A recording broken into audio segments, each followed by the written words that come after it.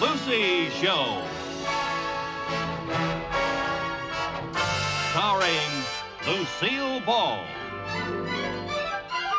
Co-starring Gail Gordon.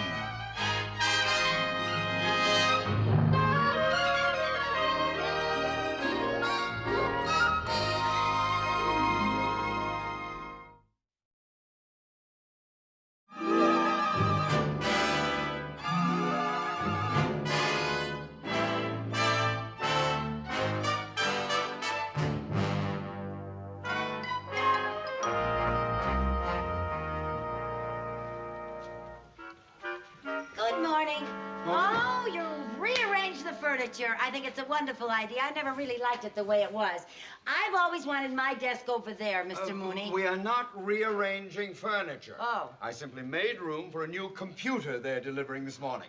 You mean we're getting one of those educated thingamajigs? Well, this thingamajig, as you call it, happens to be a fantastic electronic device. It can solve problems and answer questions within seconds. Oh, it sounds wonderful, and I got all kinds of questions I want to ask him. Like, should a girl go out with a man the first time he asks her? Or should she... We are getting a computer, not Dear Abby. Okay. That must be the computer. It knocks on doors?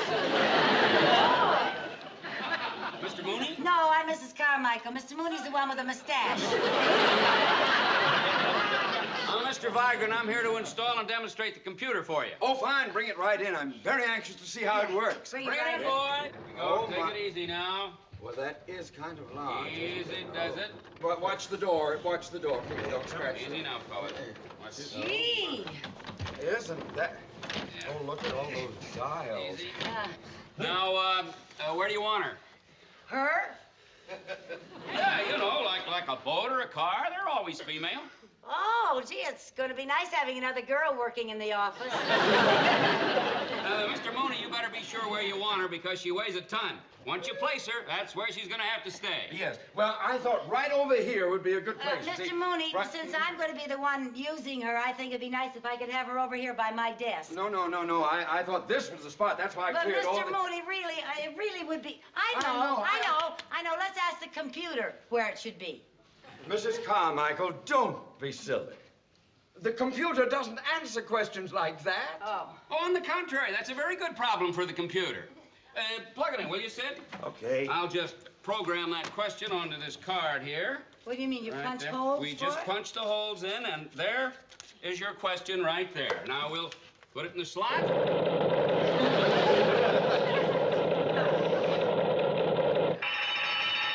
And there's your answer right there. What does it say? What? Right in that slot. Put me next to the secretary's desk. We girls gotta stick together. I'll make room for her right over here. Please, that's too heavy for you. I'll have my boys do that, fellas. Oh, okay, thank you. I'll get this out of here. Thank you very much. don't know. Just move it right way down to that corner there. Okay. Easy, boys. No, I don't think there's room No, on of that. course there is, Right Mr. on that Mooney. wall Right would be the by best that place, wall. Mr. Mooney, Think believe so? me. I don't. All right, fellas. Well, I Now, suppose you know. Be careful. They're with used to that. doing this work. Yes, They I won't suppose they are. do any damage. Good. All right. Watch there. That's good. That's fine. That's Right there. Yeah. All right, now, give it a heist over there, and I'll get these dollies out. There's one of them. Now, heist on this end. Where we get this down? We'll get it. Okay.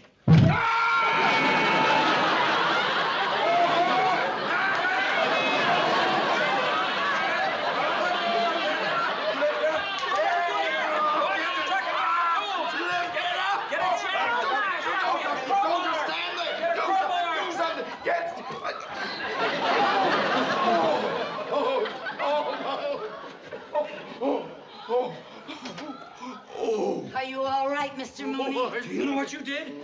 You lifted that all by yourself. Yeah, I did, didn't I?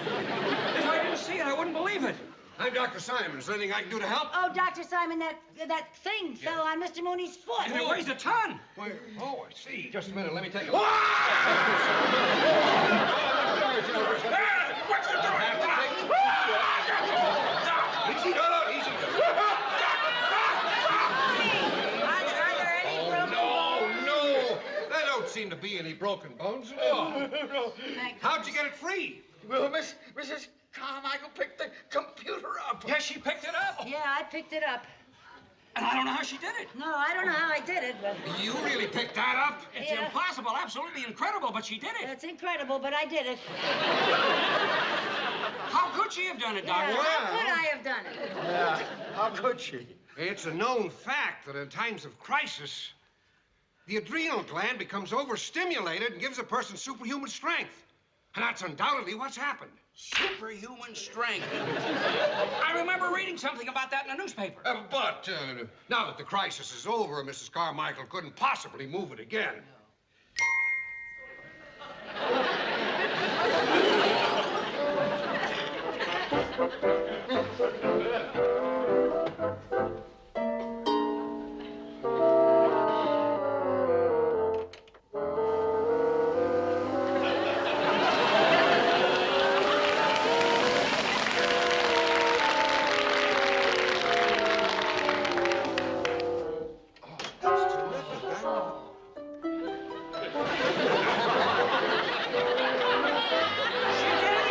I did it again.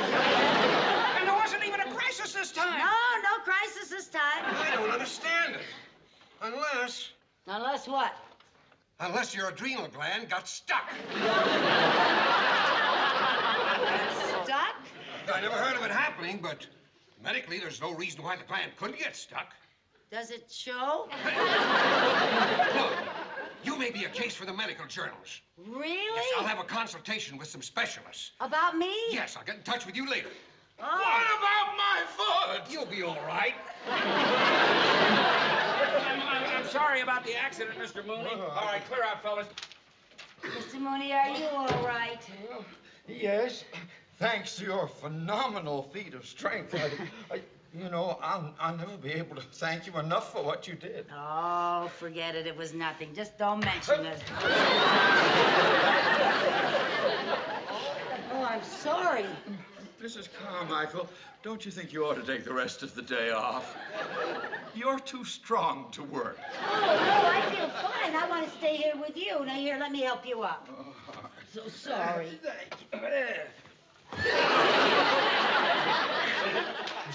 Mrs. Carmichael, I just wanted to get up. I didn't want to go into orbit.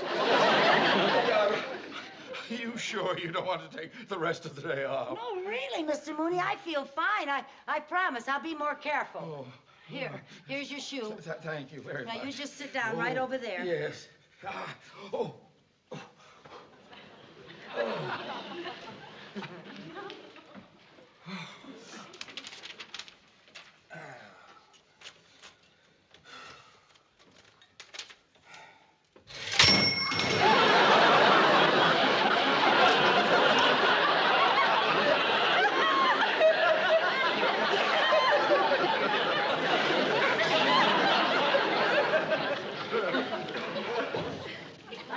I'm just not used to my new strength yet.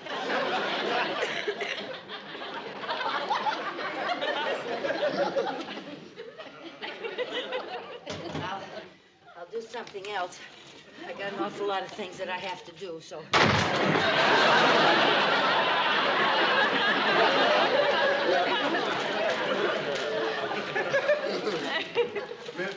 Mrs. Carmichael. Yes? Why don't you forget all about typing and stapling and just do a little filing? Oh, yes, sir. That's a very good idea. Oh. Gently, Mrs. Carmichael, gently. Yes, sir.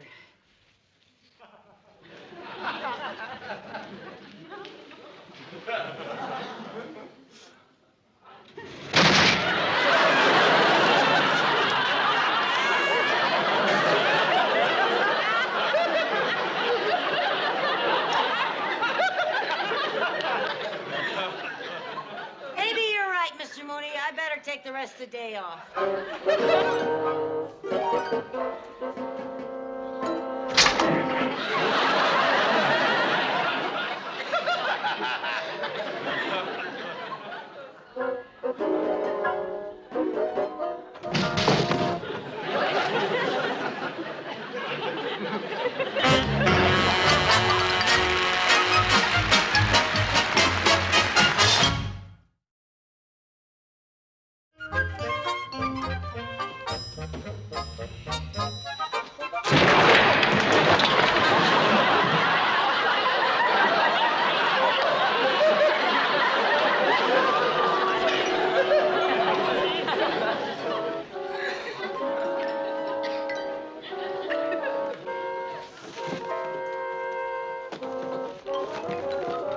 Lucy!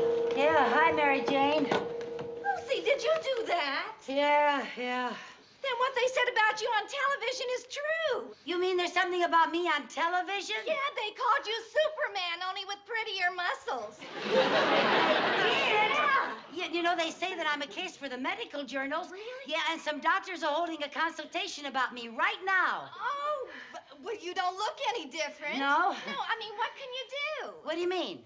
Well, for instance, well, can you lift that desk? One hand or two? One.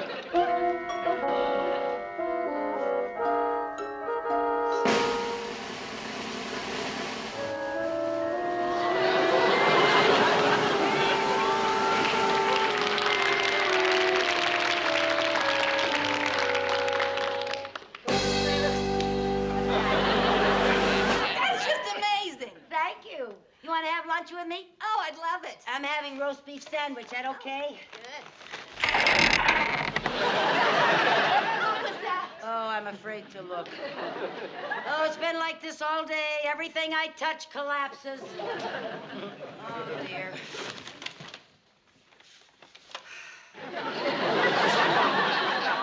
Boy, it sure doesn't look like tomato juice.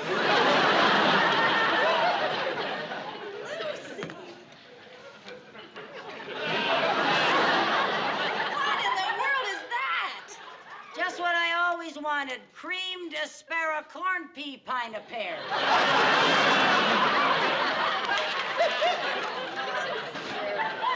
I'll get the roast beef. You want me to get some now?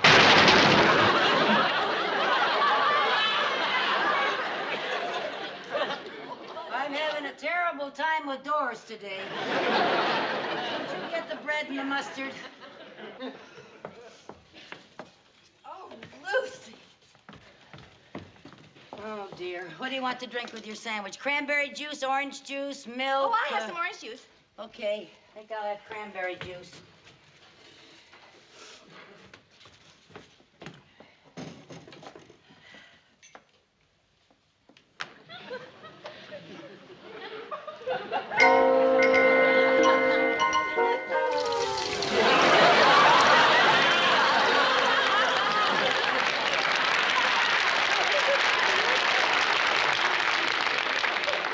There you are, 6 ounces of juice from a 3-ounce orange. With one hand you did that. Yeah.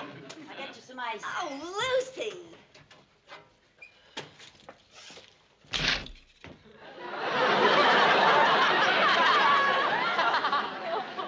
Nothing is safe around me.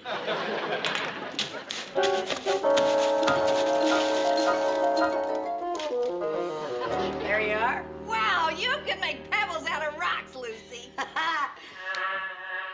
Uh-oh, that fly's back. He doesn't live here, but he takes all of his meals here. Go away, will you? 3 times this week he's had lunch with me.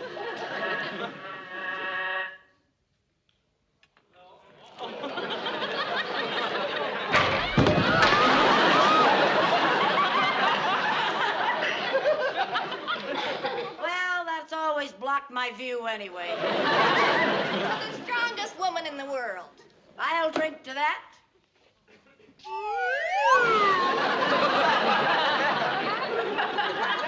know, Lucy, it's just unbelievable the things you can do. Yeah, well, I can't understand it. I don't know why. I feel just the same, but I just do these things, that's all. Oh, Lucy, you know, it's terrible.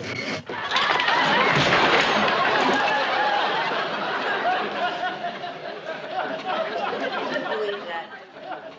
I guess I is a lot stronger than meat is. Mrs. Carmichael? Oh, I'm in here. Oh.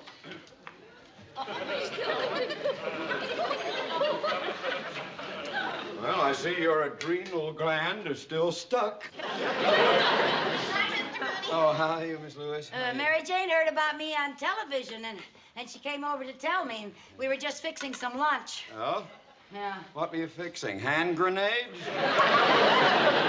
You'll never believe how it happened. Oh, yes, I'd believe it. I'll believe anything after seeing you lift that computer up just like that. Oh, say, by the way, the doctor called me and asked me to take you over to the laboratory for some tests. Right now? Yes, Oh, right you away. go ahead, Lucy. I'll clean up this mess. Oh, You thanks go a on. lot, Mary Jane. Oh, watch your step. Gee, maybe they found out something, huh? Well, I don't know. Okay. Mrs. Carmichael? No, I'm Mr. Mooney.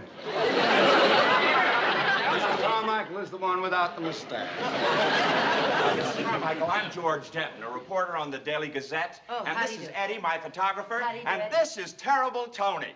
Oh, yes, Terrible Tony the wrestler. I recognize you from television. Hi. Hi, lady. Hi. We'd like to get some pictures for the paper, you know, some action shots. That's why we brought Terrible Tony with us. Can we get a shot of you trying a wrestling hold on Tony? Sure, why not? Mrs. Carmichael, may I remind you that you work for the bank?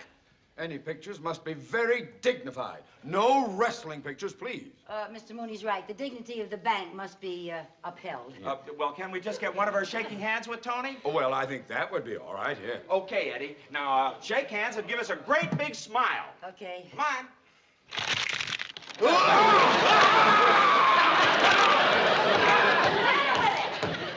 Let go of him, you big bully!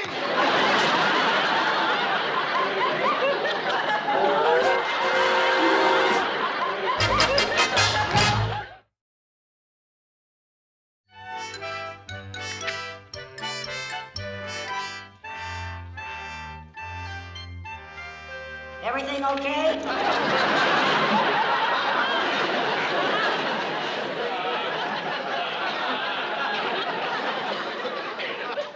Will you stop horsing around and cooperate? Yes, sir, yes, sir.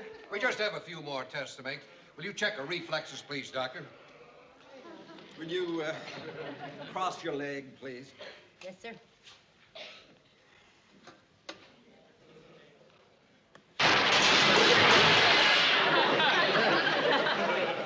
I'd like to ask you some questions about childhood diseases. Well, the only thing I know about them is that children get them. How about accidents? I don't like accidents.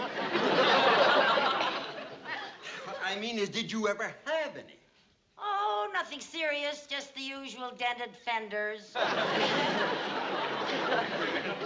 Mr. Mooney, you know Mrs. Carmichael better than we do, so you have a basis for comparison. Now tell me, are her answers normal? For her, yes. How's her blood pressure? Well, I can't get a reading. It keeps going up and down like a yo-yo.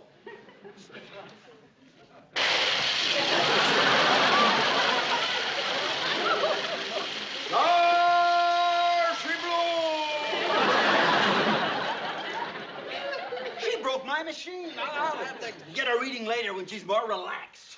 Gee, I'm terribly sorry that I broke your... Now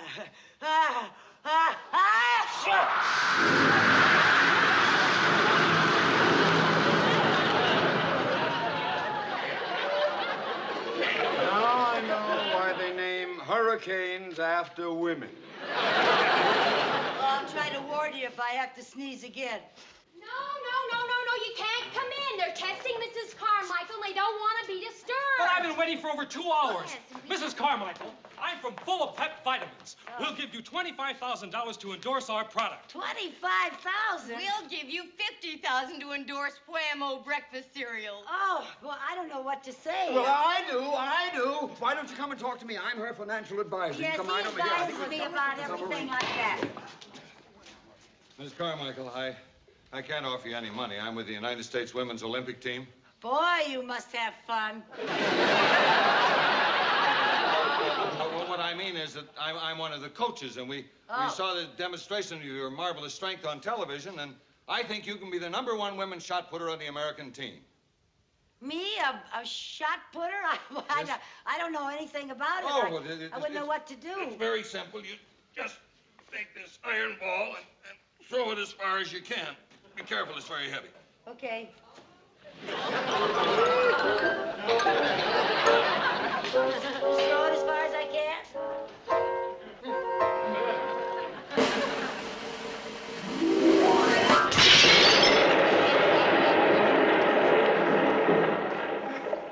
It went right through the window and through that brick wall.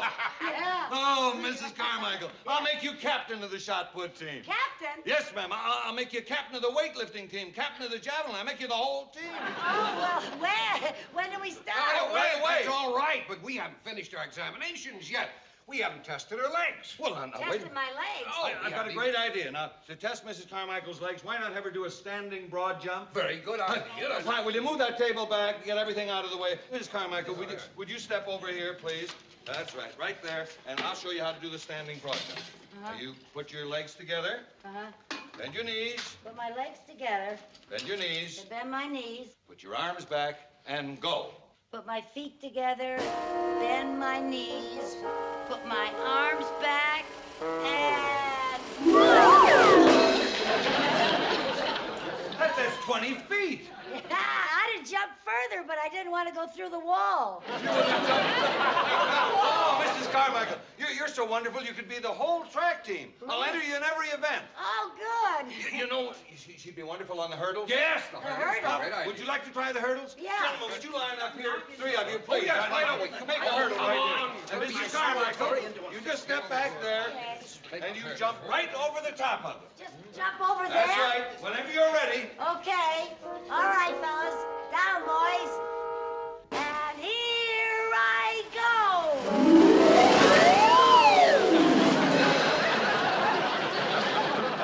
Oh, Mrs. Carmichael, that was wonderful. But you see, there's just one thing wrong. What? You don't walk over the top of the hurdles. You go over them without touching anything. Oh, I didn't know that. Would you like to try again? Yeah. I'll do it again. Down, boys. Down.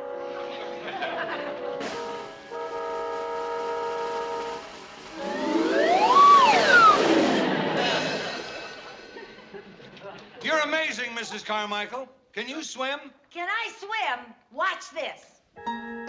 Down, boys, down. And here I go.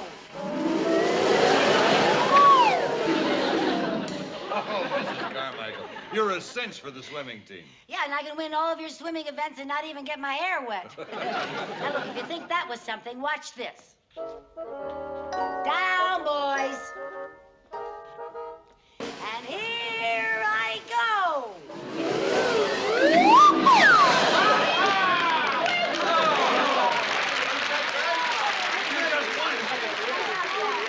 Mrs. Carmichael, you are fantastic. You know I'm going to make you captain of the men's team? Isn't she great? Oh, boy, I tell you. I'll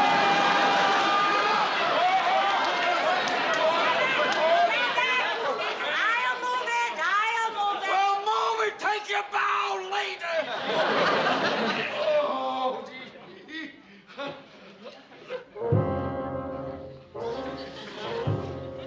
I can't move it. A crisis brought her strength, and a crisis took it away. You know, this is very interesting. Come into my office. Yes. What about my part? You come over here and lift the thing up like that.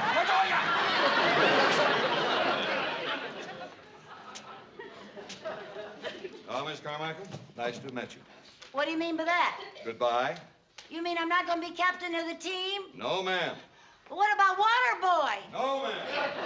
Sorry, Mrs. Carmichael. Oh, look, I'll endorse your products for nothing. Too bad, Mrs. Carmichael. Oh, darn it.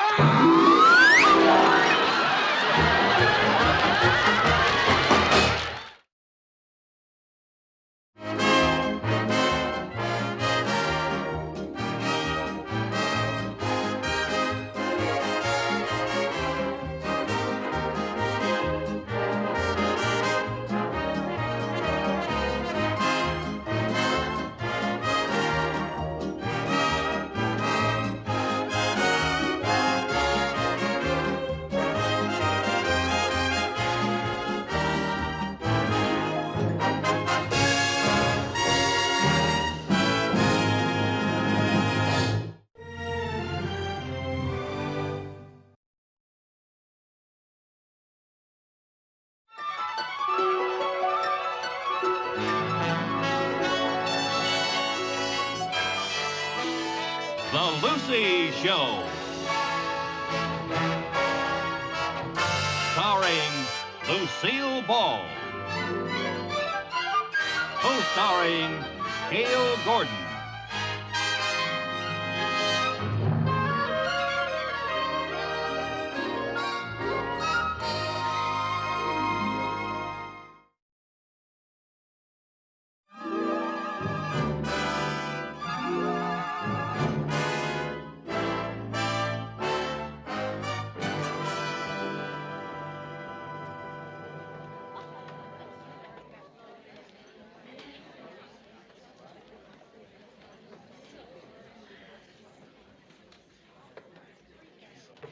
Pardon me, is this seat taken? No, I don't think so. Oh, thank goodness. Oh, I'm sure glad I could get here. Art Linkletter is my very favorite. I think he's just wonderful. Personally, I can take him or leave him. If you feel that way, what are you doing here? I was out shopping, it was hot, and my feet were killing me. And here he is, ladies and gentlemen, the star of our show, Art Linkletter.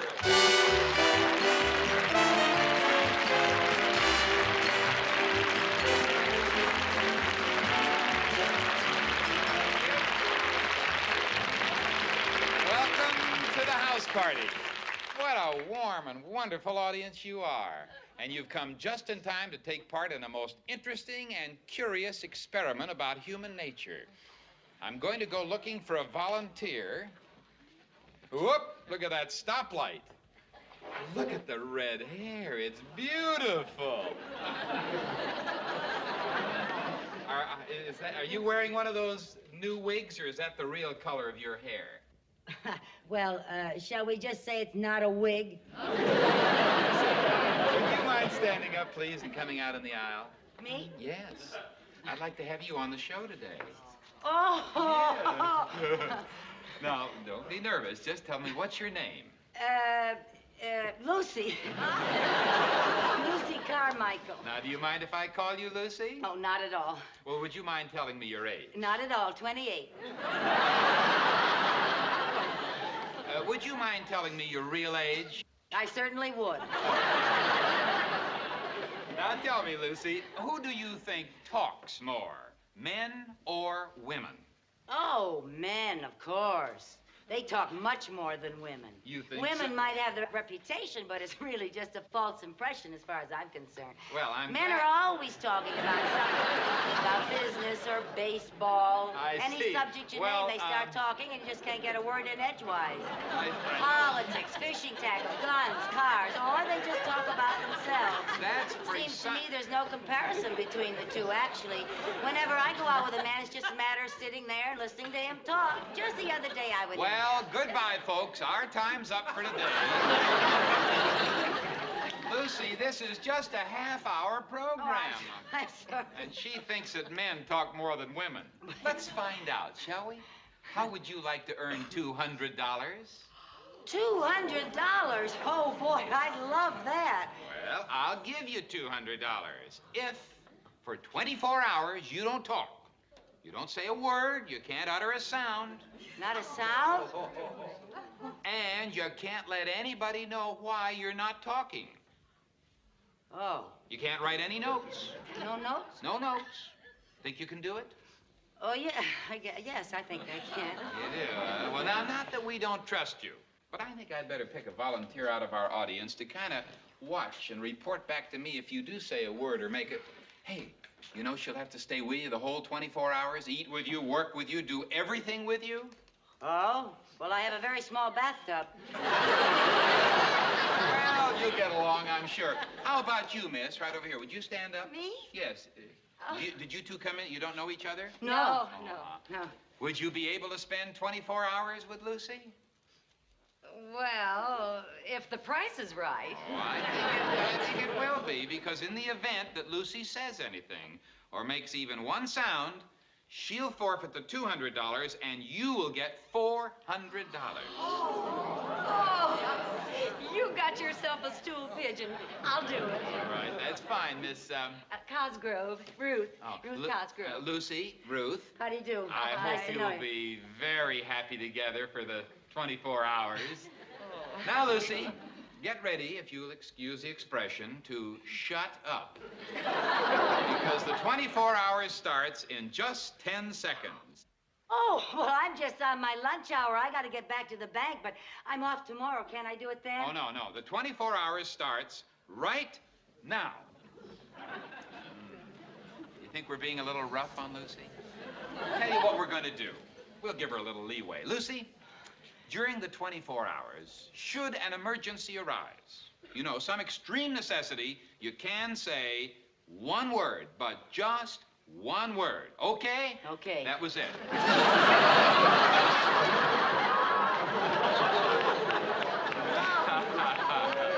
Now, before we get on with the rest of the show, I think you and Miss Cosgrove can leave. So, goodbye, Miss Cosgrove.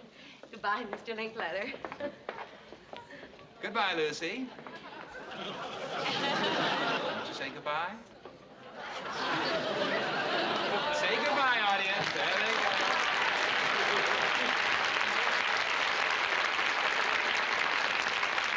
Now that they're gone, I have a couple of secrets to let you in on. In the first place, we have a few delightful surprises planned for her in her apartment tonight. Then, in the second place, Miss Cosgrove is an actress who works for me.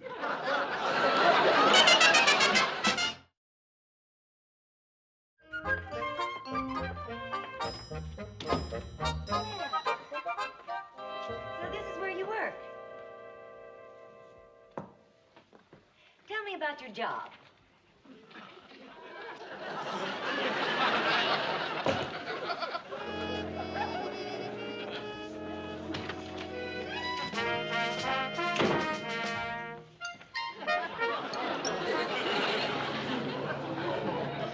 How do you do? Hi. Mrs. Carmichael, do you know where the escrow papers are for the Bradbury account?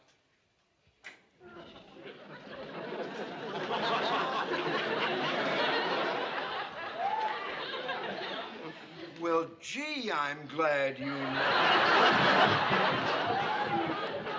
But the reason I asked is because I would like to know, too. Could you tell me?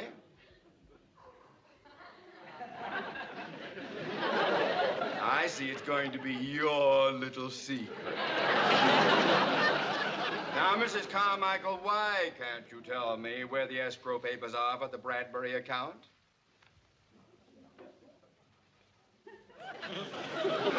You lost your voice? Oh, laryngitis? Oh, well, I'm sorry to hear that. Maybe you could write me a note telling me where they are.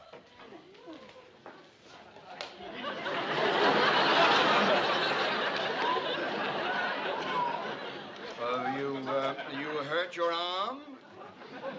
Well, you seem to be enjoying poor health.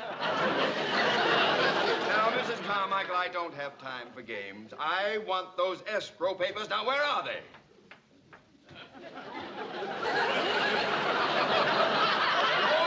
Oh, they're downstairs. Well, good. I'll call and have them sent out.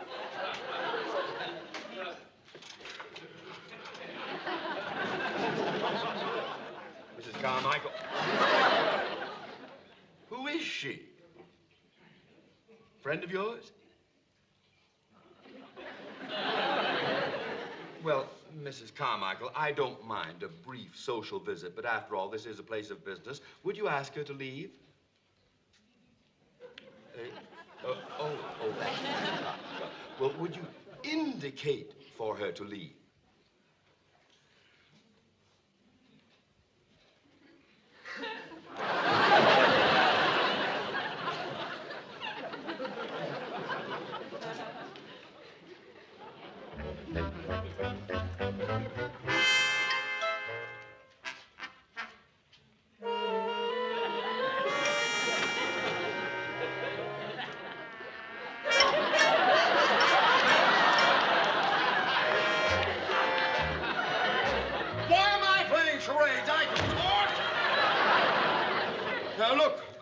I don't like to appear rude, but couldn't you visit Mrs. Carmichael at her apartment? This is a place of business.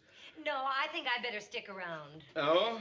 Just before she lost her voice, she pleaded with me to stay with her at all times. She said she doesn't trust her boss.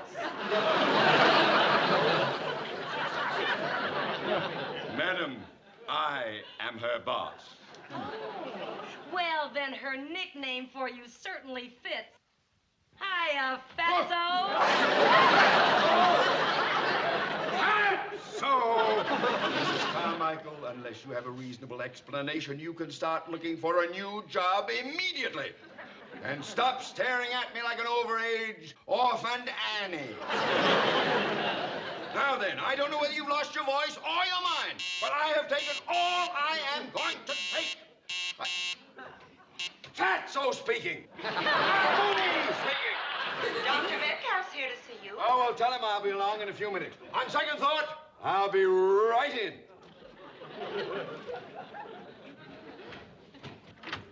Oh, and Doctor, before we transact our business, would you step in here a minute, please? I'd like you to meet one of our employees. Oh, fine. Mrs. Carmichael. Over here, please. Over here. There we right. That's fine.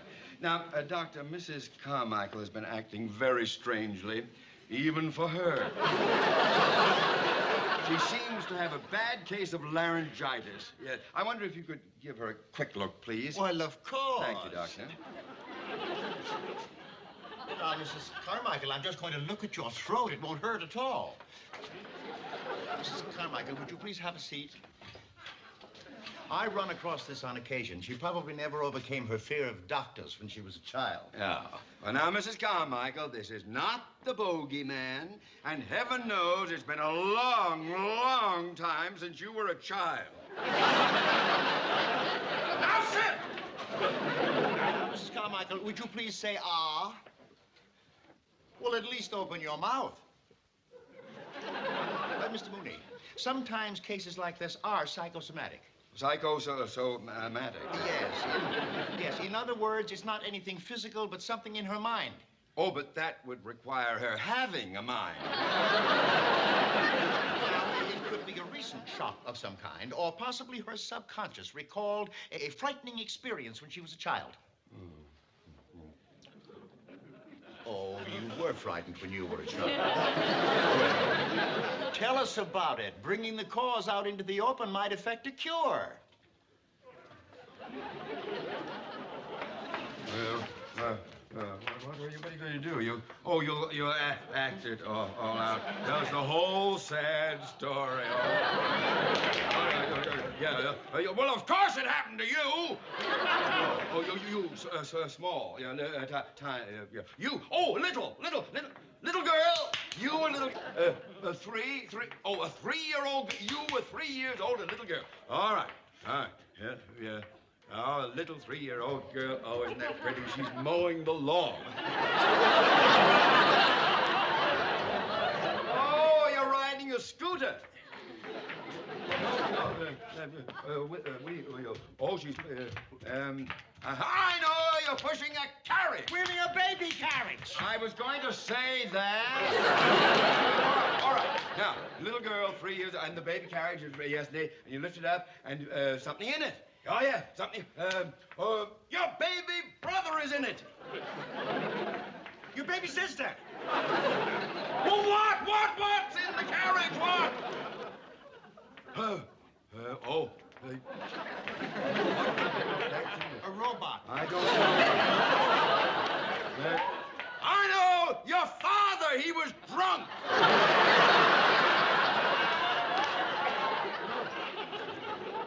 No, what's that?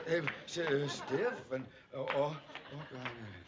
I don't know. A doll! A doll! You were wheeling a doll in your baby carriage. Who said you could play? All right. Now, the whole thing. Now, you're a little girl, 3 years old, pushing the baby carriage with the doll in the baby carriage, and she's gay and happy and going along. I wonder where she's got... Oh, she stopped. She sees something. What does she see? Oh, what? Seeing something. Sure. Oh, you're looking at something. Gazing through the bushes. The bushes? No. Venetian blinds. Bars, looking through bars. Looking through bars? You were in jail! Behind the bars. All right. Well, behind the bars, what does she see? Oh, that's easy. A monkey. A monkey. Hey, stretching. Monkey doing it. Oh, he's itching and he's doing exercise. He's a restless monkey. A gorilla. Gorilla behind bars, and you were at the zoo. Wonderful. All right, now the whole thing. The little girl with the pram and the little doll in the carriage. She's going to the zoo, and she pushes the carriage down, and she stops. Now, she sees the gorilla. The gorilla in the cage. The gorilla grabbed her. No. The doll! The gorilla grabbed the doll! I said it first!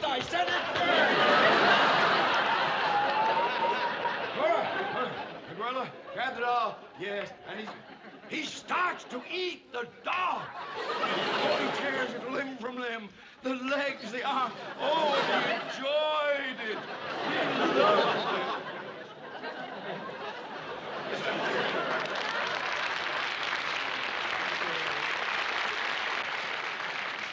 Oh, that gorilla ate her little doll. Mr. Mooney, this is obviously psychosomatic. Oh. Now, on occasions, it takes another shock to bring them right out of it. Oh, doctor, come with me. Yes, of course. Yes, doctor. Thank you. Let me go.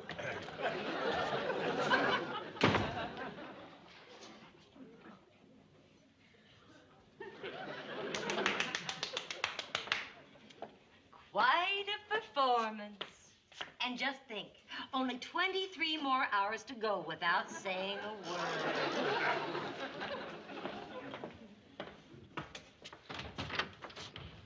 Take him up!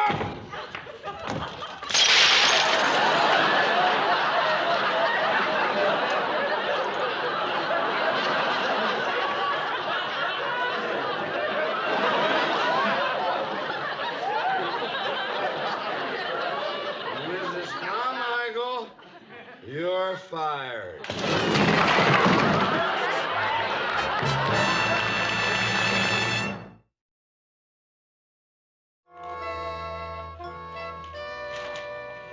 Now, look, Lucy, I don't want you to think that I'm all bad. After all, if I can get you to talk, I get $400. But I like you. It's nothing personal. I really do like you. Well, just to show you how much I like you, I bought myself a beautiful makeup case today, and I want you to have it.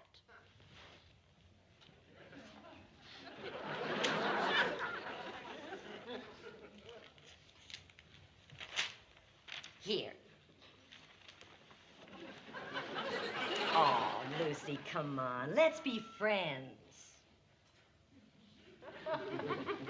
Please, take it. Please?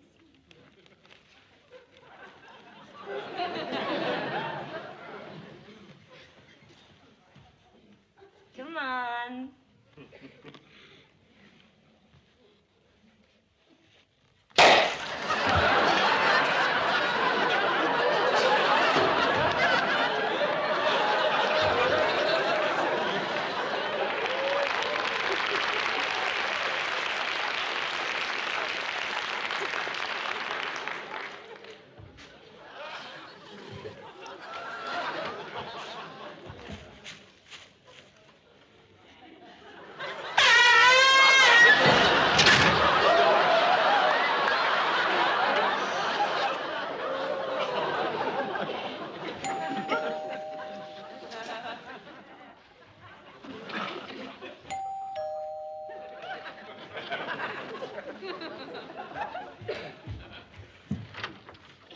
Which one of you two is Ruth Cosgrove? I am. I want to thank you, Miss Cosgrove, for telephoning me. So you're Lucy Carmichael, huh? How dare dare you try and steal my husband? You red-headed hussy! You homewrecker, you ought to be ashamed of yourself! Yes, you ought to be ashamed of yourself. Listen, if you really want my husband, honey, you can have him! You can have his dirty laundry, too!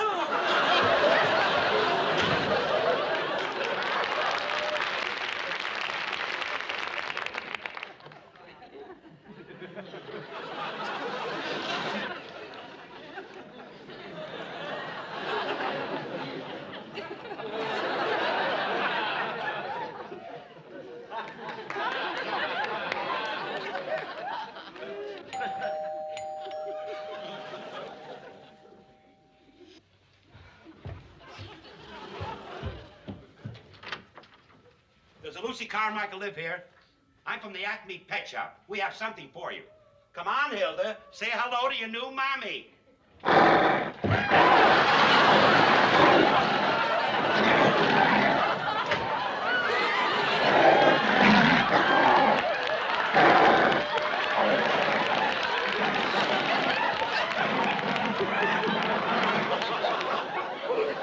Hold it, Fred! Nobody moves, nobody gets hurt. You gotta hide me. I'm tired of running. Some guy's been chasing me for 3 years. Please hide me, please. I don't want him to find me. I don't. Oh, so there you are, huh? Okay, Buster. You'll never take me alive.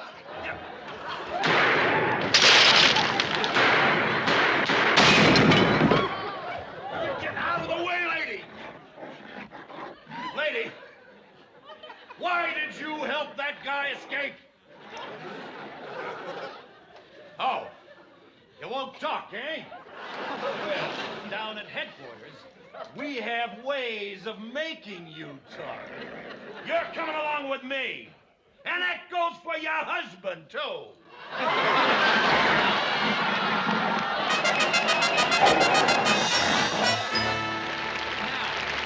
Remember the little experiment we tried yesterday? What an experiment it's been.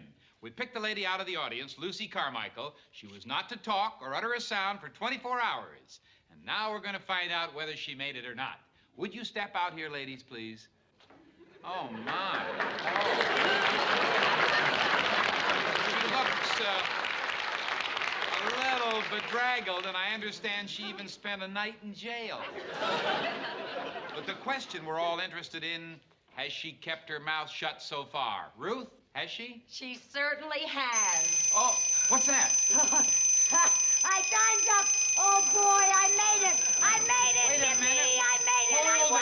it. What do you mean? What is this? My alarm clock. I set it for when my 24 hours was up, and I won. Oh, Lucy, this is terrible. This is awful. What's awful? According to my watch, which is the official time, you still have 3 minutes to go. Oh, no, that's impossible. My alarm clock's always right. It's never fast. It is now. I set it 3 minutes ahead. Oh, no! That's the meanest thing I ever heard Don't of. hit her, Lucy.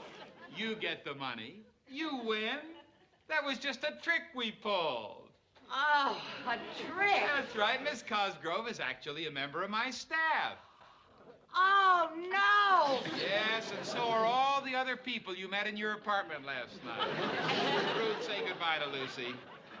Goodbye, Lucy, and forgive me. All right, I forgive you. Bye. Congratulations, Lucy. You did it. Of course, you lost your job while you were doing it. yes, I did. Well, we can fix that. Mr. Mooney, would you step out, please, sir? Is Mr. Mooney here? Yes, he's right here. We explained it all to Mr. Mooney, and he has something to tell you. Hello, Mrs. Oh. Mrs. Carmichael, under the circumstances, you can have your job back. Oh, thank you, Mr. Mooney. By the way, Mr. Mooney, you look like a good sport. How would you like to try a little experiment and win some money, huh? Oh, the money, fine. Good, yes. I understand that on occasion you get a little upset with Lucy. Oh, you can say that again. Tut. Now, Mr. Mooney, if you can keep your temper and not get peeved at her for 24 hours, you'll win $200.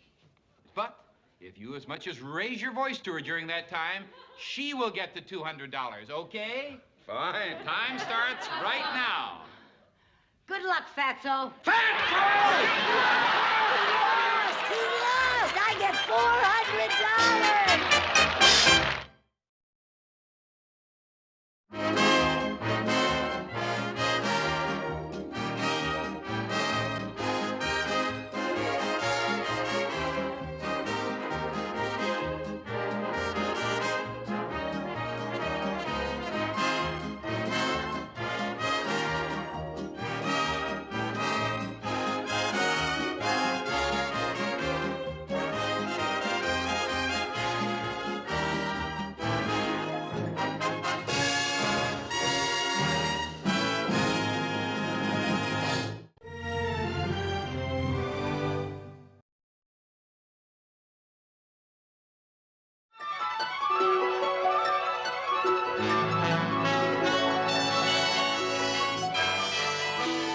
The Lucy Show.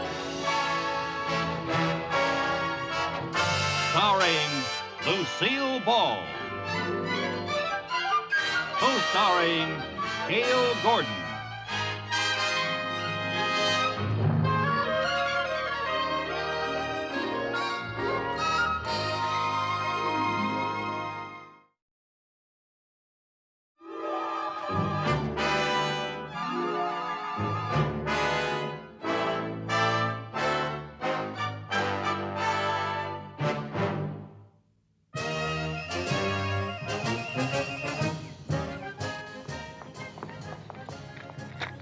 Look, Mom, another plum tree. Yeah. And there's some orange trees. And that's the swimming pool. And that must be the baseball field. Jerry, please, it's not polite to point. People are staring at you. Where? Right over there. I sure hope they accept me here. Well, honey, don't worry about it, but it is important that we create a good impression in our interview with Major Grayson. He's the admittance officer. Let me take a look at you now. Let me see your nails. Oh, Jerry, how do you get your nails so dirty? I don't know. Well, put them in your pocket. I think that's why they get so dirty. Come in. Major Grayson? Yes, Corporal? Mrs. Carmichael to see you, sir. Oh, send them right in. Major Grayson? Yes, Mrs. Carmichael, come right in, won't you? How do you do? How do you do? This is my son, Jerry. Hi there, Scout. Oh, How do you do? excuse me. Well, won't you sit down? Thank you. You sit over there, dear. I have your letter right here. Oh, Mrs. Carmichael. good. Bless you.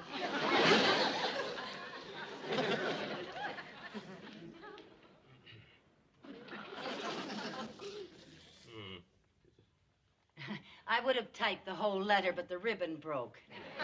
I wanted to finish it in ink, but Jerry borrowed my pen for school. All right. Anyway, I think better in crayon.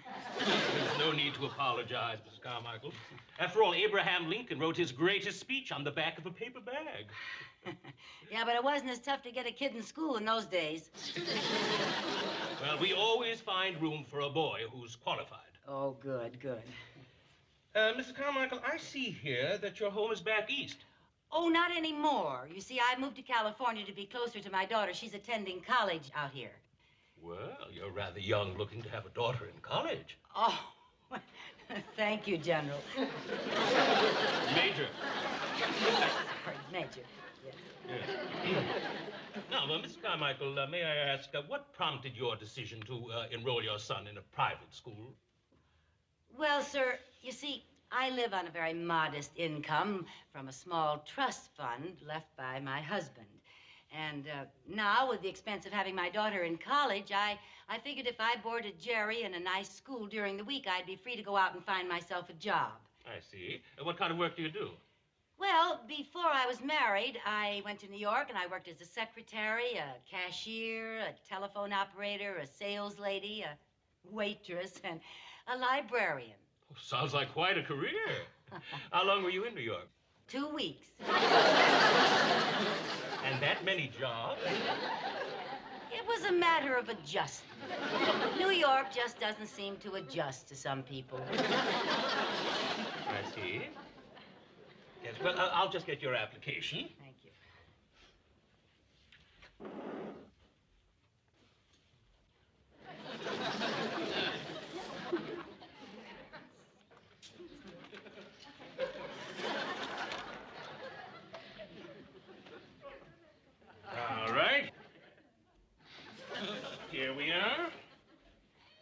then, tell me, young man, how did you come to select our school? Well, I wrote to a lot of schools, and the letter I got back from you said you had baseball, football, horseback riding, and a swimming pool.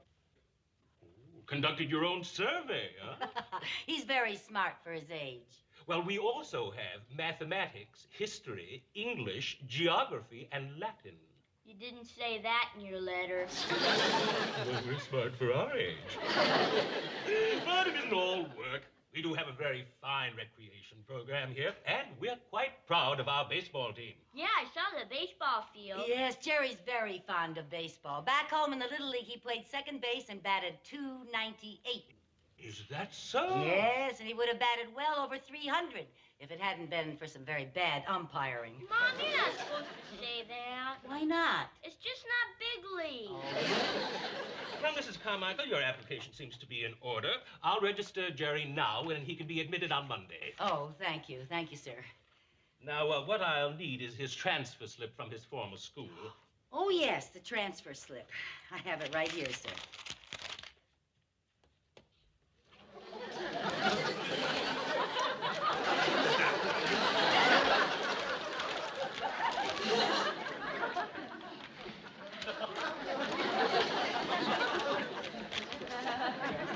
Thank you. Now, what? What the... It's only bubble gum. I'm terribly sorry. Oh, don't worry about it. We're experts at removing gum and scraping peanut butter off homework paper. I beg your pardon, sir? Yes, Corporal? The bus is waiting. You're right there. Well, Mrs. Carmichael, I'll look forward to seeing you on Monday. Right now, I have a bus waiting to take our baseball team on an outing. Baseball team? Yes, we're going to Marineland.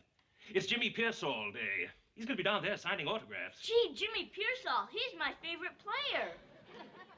Oh, well, I'd like to take you along, Jerry, but regulations won't allow me to accept responsibility for someone who hasn't been admitted officially. Understand? Yes, sir. Fine. But as long as you're here, why don't you have your mother take you over to our stables and see our horses? Maybe visit our gymnasium and swimming pool. Yes, sir. Thank you, sir. Good boy. Well, I'll see you on Monday then, Mrs. Carmichael. Yes, sir. Thank you. You've been most kind. Thank you, and goodbye. Oh, goodbye, Major Grayson. Good.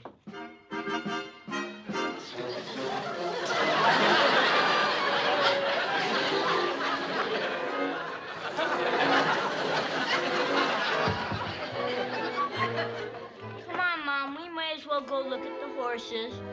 We won't have time for that, Jerry. I've got to go home, change my clothes, go to the bank, and get some money. Why do you have to do all that now? Because you are not going to be the only kid on that baseball team that didn't meet Jimmy Pearsall. Oh, boy! Come on.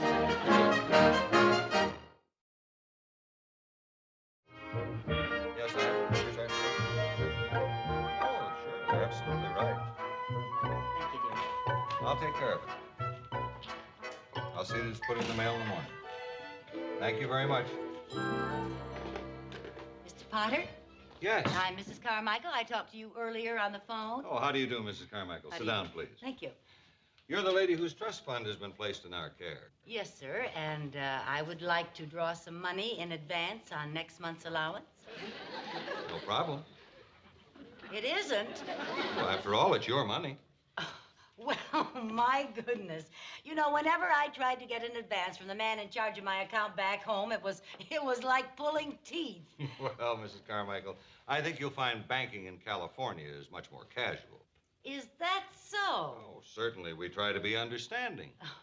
After all, there are many people in the low-income bracket who come to us for help in certain emergencies, like a new filter for the swimming pool or an additional stereo speaker on the patio, a facelift, a nose job, or a trip to Las Vegas. Mr. Potter, I am certainly lucky to have a man like you in charge of my account. Thank you, Mrs. Carmichael, but I'm not in charge of your account. Oh? This is being turned over to one of our trust officers. The gentleman in the office over there will help you. Oh, well, thank you very much. You've been most kind. Anytime, Mrs. Carmichael. Thank you. Good day. Good day. You wait right here now, darling. I'll only be a minute, okay?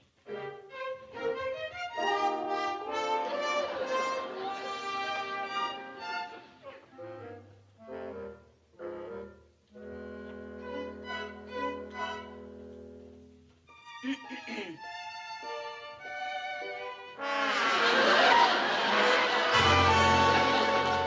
Mooney. You! You mean you're handling my account again? I am? Well, Mr. Potter... Oh, boy. It sure is a small world. It sure is. And if I could find a launching pad, I'd leave it. What are you doing out here in California, anyway? Well, last week the bankers down in Danfield were shifting various executives around, and, well, I was given two choices. And I chose the state of California. What was the other choice? The state of unemployment. But, Mrs. Carmichael. What? Did you know that out here in California, some banks give you gifts when you open a new account? They do? Yes, and I'll see to it that you get a lovely gift if you'll open your account at another bank. Oh, now don't be like that, Mr. Mooney. Things are going to be different now that I'm out here in California. I'm going to start off with a clean slate. Good. Well, I hope that means that in the future you will limit your spending to the bare necessities of life. Yes, sir. Good. I have just come face to face with a $20 necessity. For what? I want to go to Marineland. Marineland?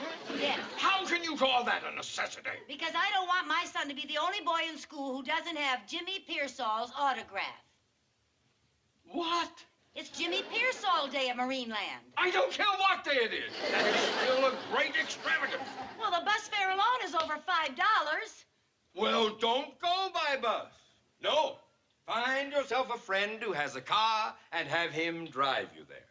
Oh, what an idea. You're wonderful. Oh, thank you. How soon can we leave? Well, it was your idea, and you're the only friend I have out here in California. Mrs. Carmichael, can you give me one good reason why I should leave my duties here at the bank to drive you to Marineland? You bet I can give you one good reason.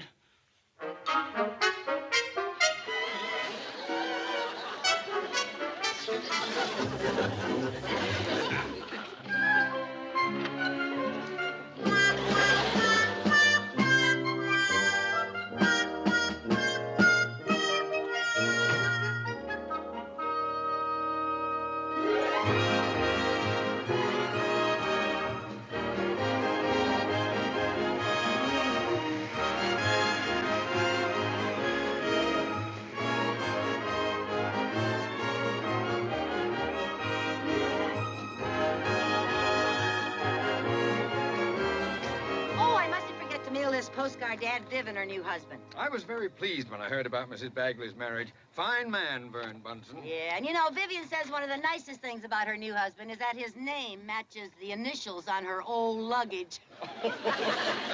And you know, Sherman's just crazy about his new father. Come on, Mom, let's get going. Jerry, would you like it if someday I got married again and you had a new father? I'd rather have a surfboard. They didn't have surfboards when I got married. Imagine going to Marineland and seeing Jimmy Pearsall all on the same day. You know, Jimmy Pearsall's Jerry's favorite baseball player. He's just great. And when he gets on base, boy, can he steal. Jerry, in the presence of a banker, never use the word steal. There he is, Mom, Jimmy Pearsall. But you go ahead, I'll wait. Yeah. Good luck, fella. Next. Hello. I'm Lucy Carmichael, and my son had me bring him all the way down here to meet you. Fine. Where is he? He's right. Oh, here he is. He's not usually bashful, but you're such a big hero to him. Don't be shy, pal. Shake hands. Hey, you got a pretty good grip.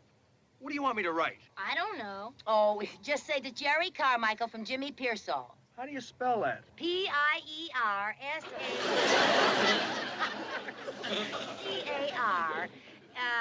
M-I-C-H-A-E-L. That's A-E-L. Jerry, do you play ball? Only in the Little League. Once he pitched a no-hitter. Yeah, what was the score? 8-0. Nice win. We lost. How could you lose 8-0 pitching a no-hitter? No hits, but 32 off. Well, it wasn't his fault. It was a case of very bad umpiring. Mom, mothers aren't supposed to blame the umpires, are they? Mine does. Ladies and gentlemen, our first afternoon's performance will get underway in a few minutes in the Whale Stadium. Oh, boy, Whale. Yeah, well, thank you very much, Mr. Pearsall. Oh, and I hope someday that you pitch a no-hitter. Huh? Mom, Jimmy's an outfielder. They don't let him pitch. They don't? Well, we had the same situation, and I'll tell you what to do. Have your mother go to the manager and tell him that you have just as much right to pitch as anybody else.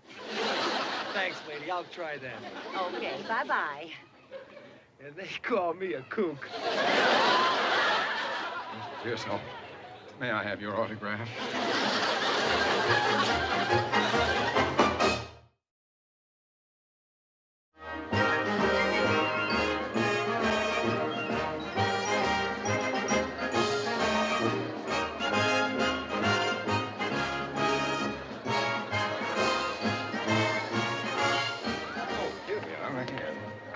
Jerry, will you stop playing with that ball now? You're going to lose it. I won't. Oh, look, there's Major Grayson with all the boys. See over there?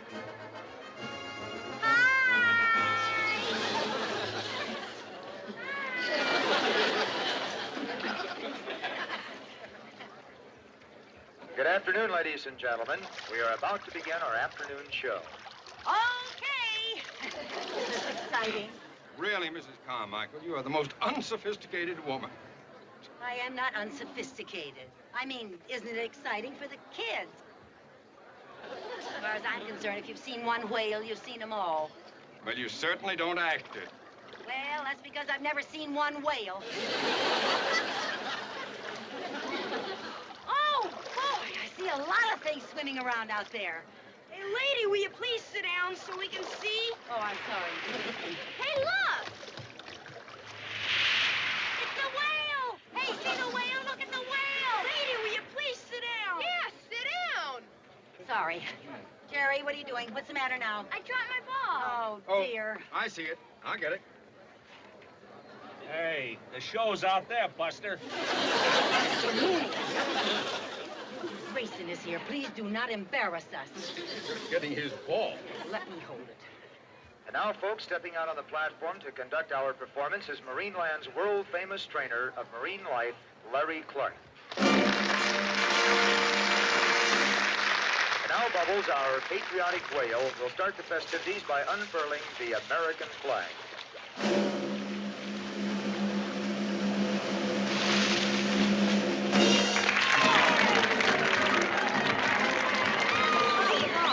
The ball. Oh.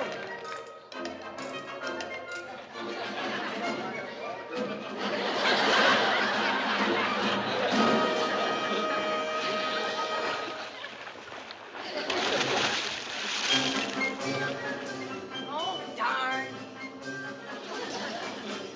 Mommy, my ball! Oh, never mind, honey. We'll get you another one. But Jimmy Pearsall left. Oh, really? All right, I'll get it. If there's anything I hate, it's a smart-aleck fish.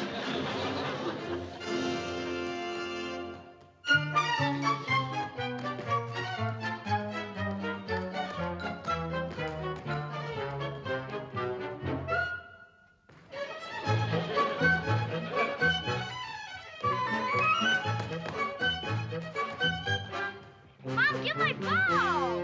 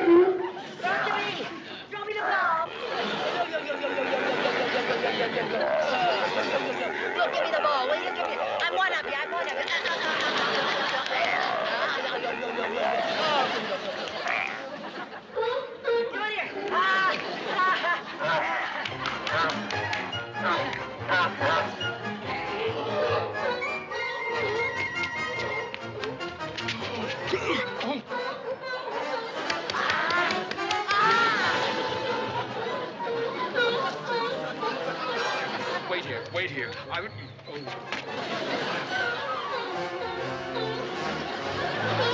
Mooney!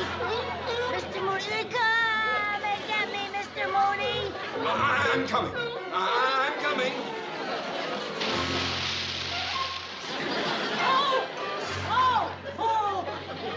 Mr. Mooney!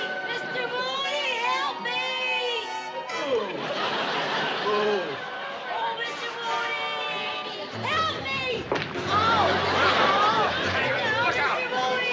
Hang on! I am hanging on! I can't hold on to it. I can't hang on! Watch it. Mr. Mooney! Oh, Mr. Mooney, I'm falling! Mr. Mooney, I'm falling! Help me! I can't help you. Mr. Mooney, I can't hang on! Let go of my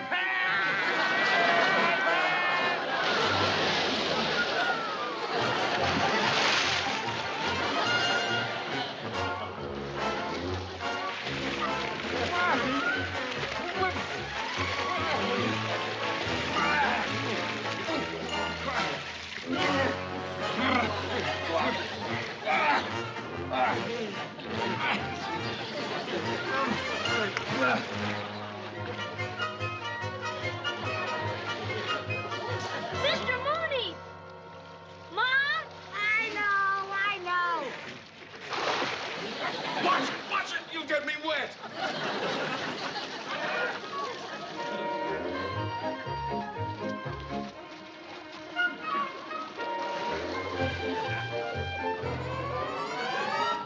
Thank you, Major. Well, Major Grayson, I can explain everything. Well, I certainly hope so. And Mrs. Carmichael, I'm enrolling your son in our school immediately. I think he'll be a lot safer with us.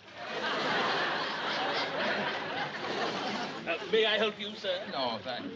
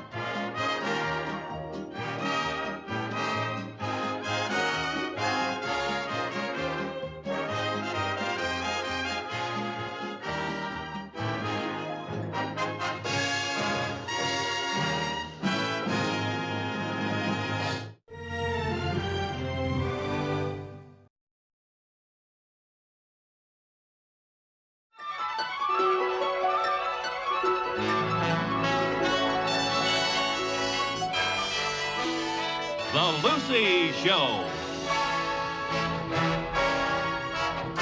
Starring Lucille Ball. Co-starring Gail Gordon.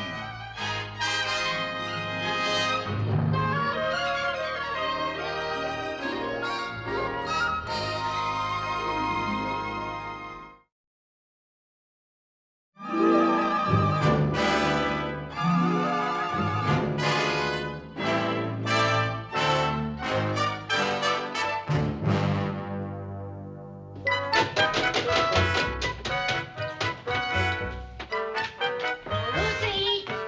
Lucy! Hey! Ah! Joni, you frightened me to death. What in the world are you doing in that refrigerator? What? What are you doing in there? Are you homesick for that cold weather back east? No, nothing like that. I'm just trying to get this thing in shape. Oh, you're fixing it. No, I'm not fixing it. I'm unfixing it. Unfixing it? Yeah. That ought to do it. Lucy. What? I hate to sound stupid, but I am. What's going on? Operation Leopard Coat. You see, I can buy one from Felix Frankel, the friendly furrier, for $99.50. That's logical. You're breaking the refrigerator because you could buy a leopard coat for $99.50. I knew you'd understand. Understand? I thought I was making a joke. Oh, well, then let me explain. You see, bankers will give you money for something silly like an appliance, but never for anything necessary like a leopard coat.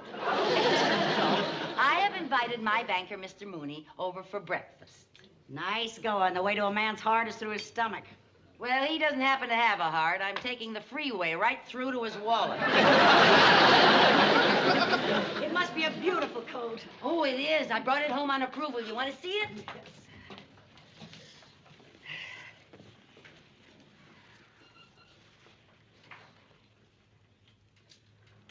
Oh, it's stunning. How does it feel? Slinky. I feel like a leopard. Mrs. Carmichael. Uh-oh, there's my helpless prey. Now, you get the door. I'll put this inside, okay? Hello. Hello. I must be in the wrong apartment. I was looking for Mrs. Carmichael. Oh, she's here. I'm her neighbor, Joan Brenner. Oh, I'm Theodore Mooney. Oh, you're the one she said so many nice things about. Oh, I must be in the wrong apartment. Or not. Lucy, I was just leaving. Wish I could say the same. Well, if it isn't my favorite banker. Mrs. Carmichael, when you warmly clutch my hand and say, well, if it isn't my favorite banker, I know you must want something, and the answer is no. Oh, Mr. Mooney, what makes you think I want something? Well, you certainly didn't invite me over here to go skateboarding.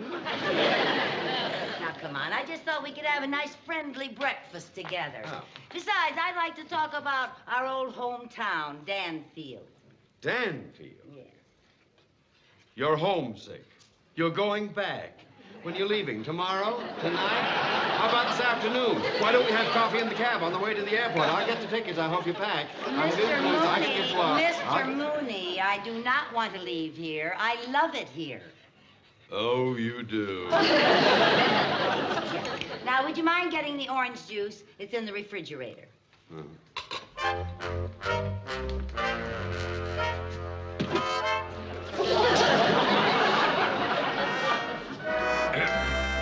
Mrs. Carmichael. Yes? What's this? Oh, that's the door handle. Pay no attention to it. Get the orange juice, please. Mrs. Carmichael, without the handle, it's impossible to open the door. Just jiggle it a little, it'll open. I beg your pardon? Just jiggle it a little, it'll open.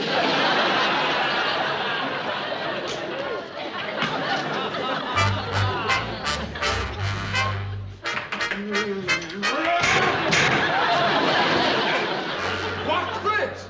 The door. I know it's a door! Well, you asked. I only meant, does the door always come off in your hand? Only when you open it. The orange juice, please, Mr. Mooney. Oh, yes. This orange juice is warm. Oh, well, we're lucky. Usually it's hot.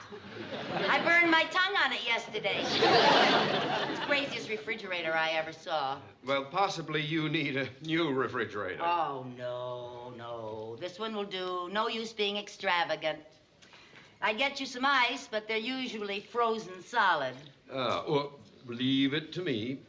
Frozen ice trays, nothing to me. Nothing at all. There we go.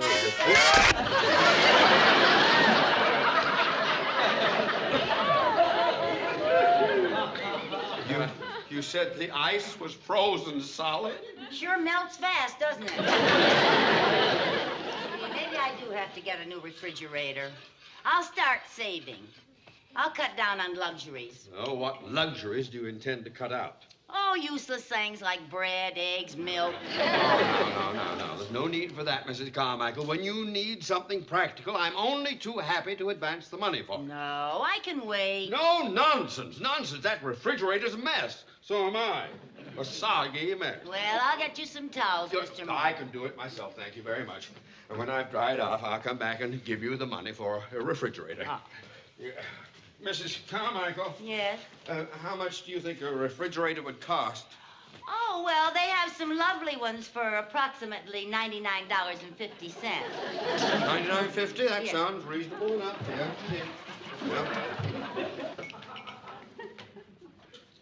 Oh, Mr. Mooney, I do believe it would be more convenient if you made the check out to cash. Mr. Mooney.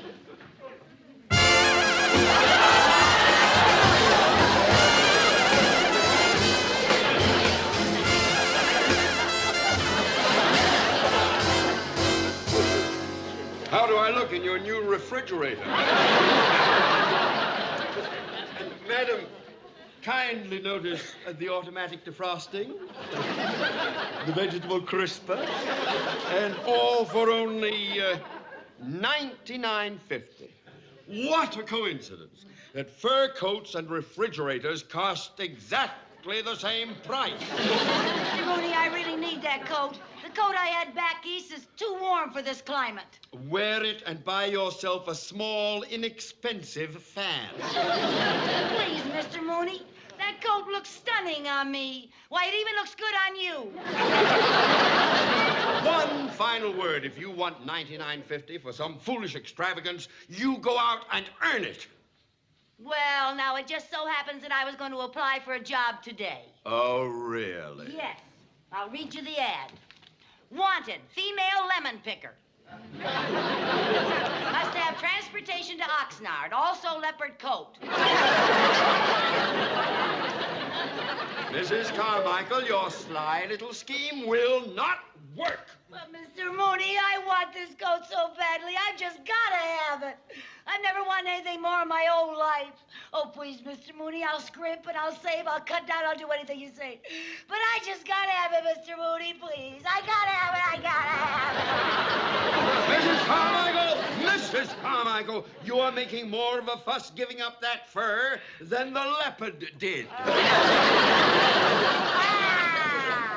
But give it up! You will!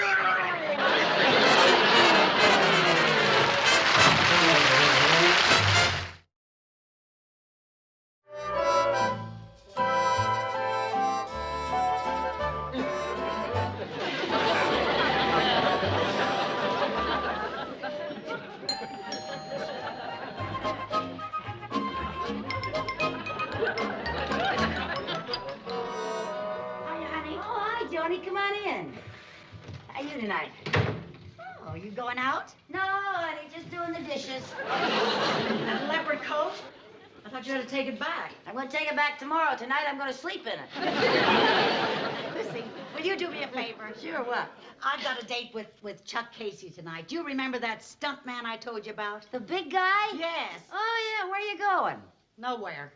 Nowhere? Whenever you go out with a stunt man in one of his pictures on TV, you just sit there and watch him till he gets clobbered. Oh. Only my TV's out of whack. Can we watch it on yours? Oh, sure, honey. Bring him over here. Thank you, Lucy. Chuck, honey.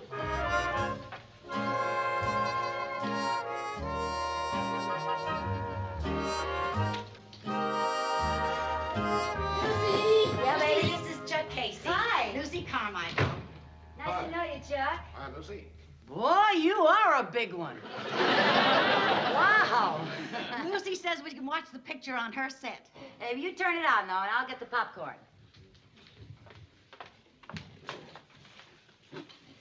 How do you like California, Mrs. Carmichael? Oh, I just love it. Everything's so exciting out here. Where else in the world could I be having a Hollywood premiere right in my own apartment with a famous stuntman, a big Hollywood movie star? Oh, I'm not a star. I just play bits. Well, and most of them are itsy-bitsy bits. The picture's already started. Oh, boy, I hope we didn't miss anything. Here, help yourself. Boy, that stagecoach is really traveling. Ooh, look at that tricky bit. And watch this trick shot coming to pass. Okay. Look out!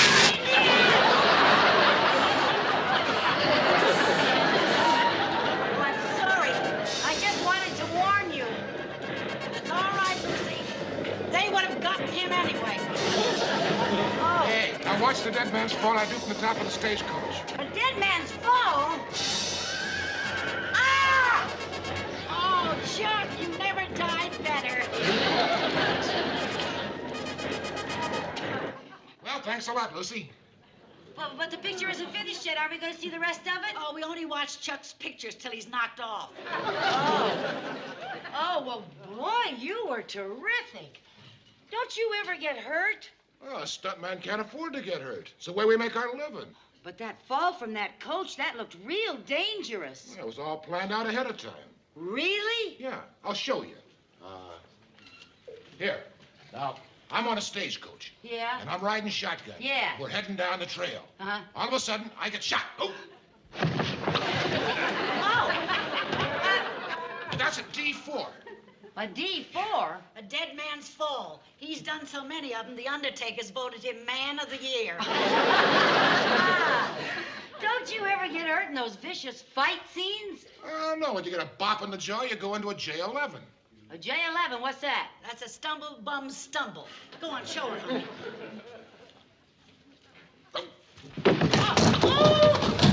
Boy, my lamp! Bruce! What? Do you know what you just did? What did I did? A perfect H12. I did an H12? What's an H12? I rolled over the table. Really? I'm doing one in the picture tomorrow. Yes, he's gonna get $100 for it. $100? Yeah. Wow.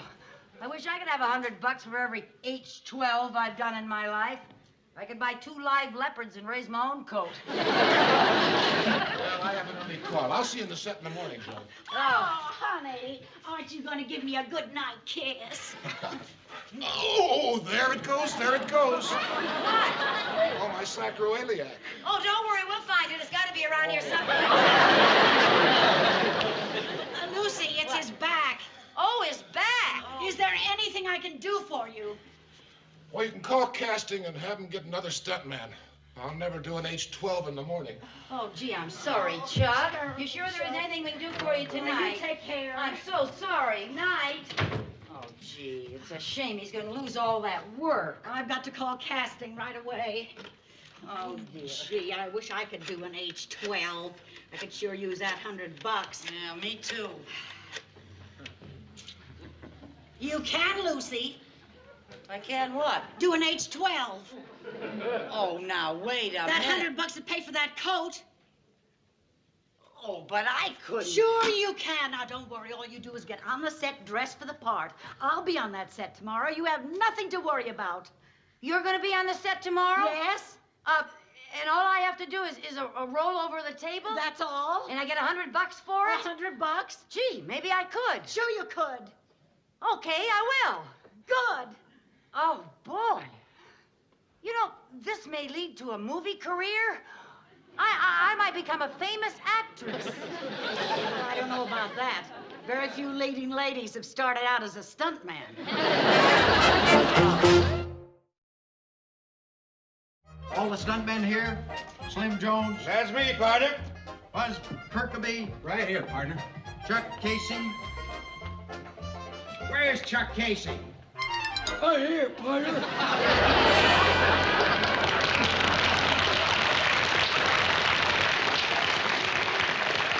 Wait a minute, you're not Chuck Casey. I'm a friend of his. A little note from him. Sorry, can't work today. This will introduce Iron Man Carmichael. You Iron Man Carmichael? Yeah. Best H12 man in the business, love, Chuck. Love, Chuck? I guess he meant regard.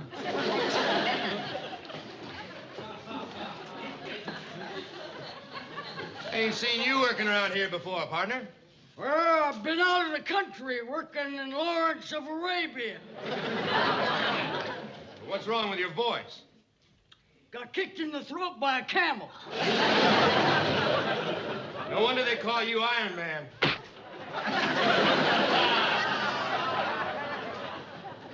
Now, look.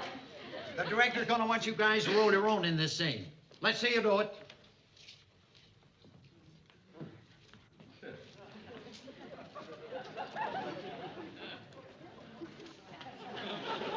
What's the matter with you, Iron Man? Forgot the makings. Here you go, partner.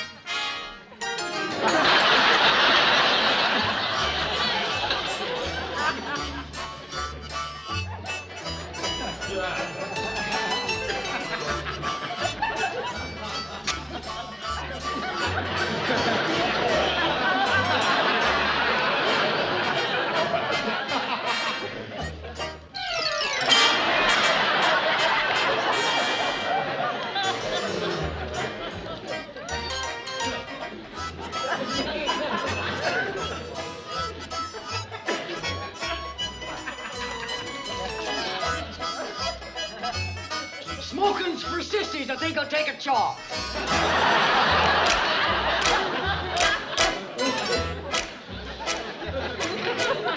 Paper's the best part. Okay, everybody, take 5. You better go out and practice, Iron Man. And get rid of those shafts. This is a fight, not a Halloween party. Go on! Oh, you sign that? Oh, sure. Thank you. Oh, Mr. Mooney, so nice of you to come to the studio. You know, when I'm directing a picture, it's very difficult for me to get away. I hope it was no inconvenience to you. Don't you worry about it, Mr. Wilson. The motto of our bank is, if it's a convenience for our customers, it's no inconvenience for us. Now, your loan has been approved. All I need is your signature on the escrow papers. Oh, they're already signed. They're in my office. Oh, well, I'll get them then. You know, Mr. Wilson, this is quite exciting for me. I've never been inside a motion picture studio before. Oh, well, we'll be shooting a saloon brawl with some stuntmen in a few minutes. Oh, why don't you come back and watch it? Well, I can't think of anything more delightful. Unless, of course, you were going to do a bathtub scene with the pretty girl. You're not. All right, all you stuntmen on the set, please. All the extras. Come on, all the atmosphere. Let's go. We got a picture to shoot.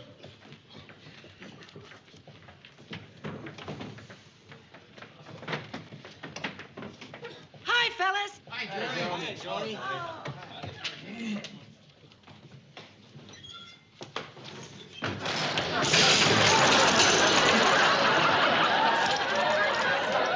All right, easy on the props, fella. We haven't even started yet. All right, boys, clean up this mess. Relax, act natural.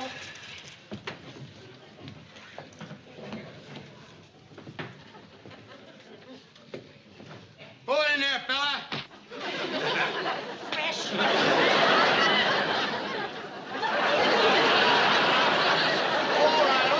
right. Now save that rough stuff for the shooting. Aim yourself. You're supposed to be an Iron Man. Yeah. Well, Mr. Wilson, everything's under control. Everything. It's Mr. Mooney. Turn around. Let me see you. Why don't you make yourself at home? Well, thank you. I'll do that. I'll be happy. Oh, there's somebody I know. He's coming over. Oh, yeah.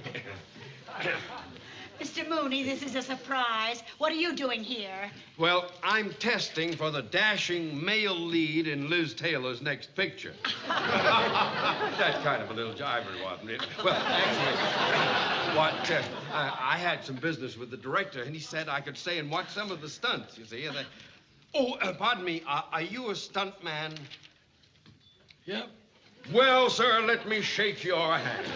By George, you fellas do all the work, and the stars get all the credit. Yeah, that's showbiz. All right. All you stuntmen, gather around here, please. Come on, let me have your attention, everybody. Gather around. All right, now, you men all know your stunts. Now, who's this Iron Man that does an H-12? I am. Oh, well, we changed the action a little. Instead of just doing an H-12, you do a Z-7.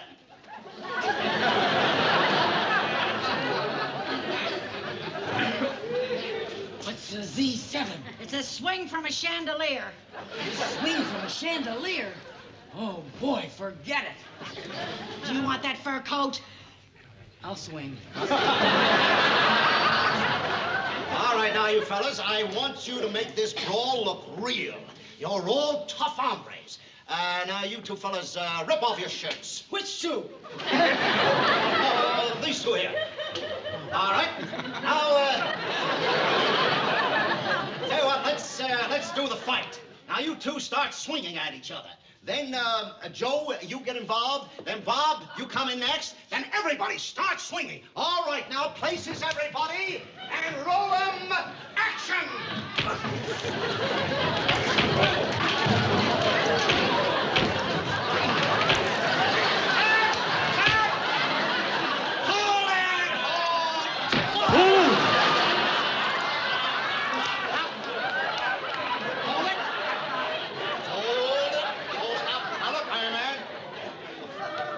With you.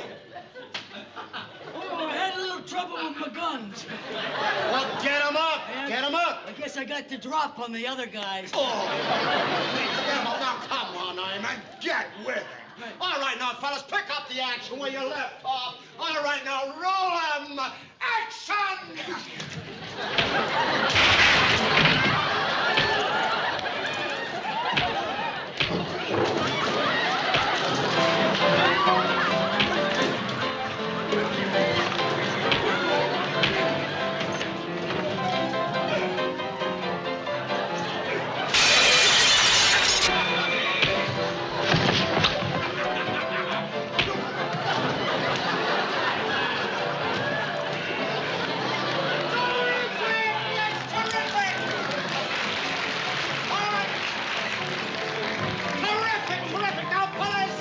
Your final positions. All right, boys, the C7. Get 'em up by the chandelier. Swing 'em.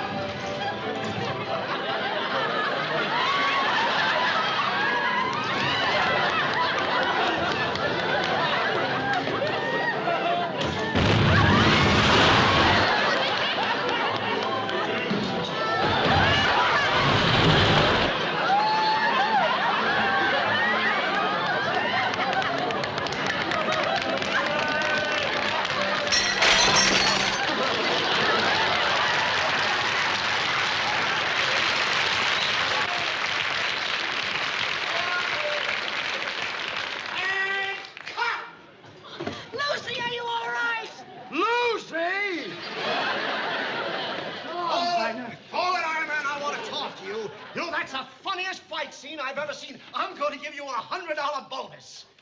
A bonus? Thanks.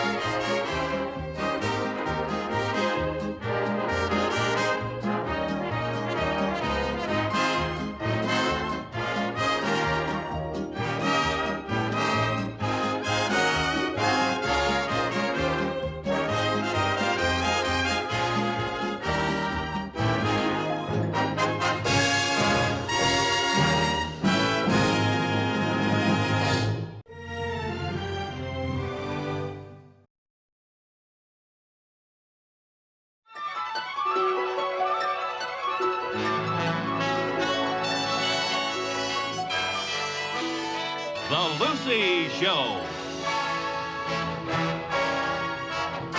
Starring Lucille Ball. Co-starring Gail Gordon.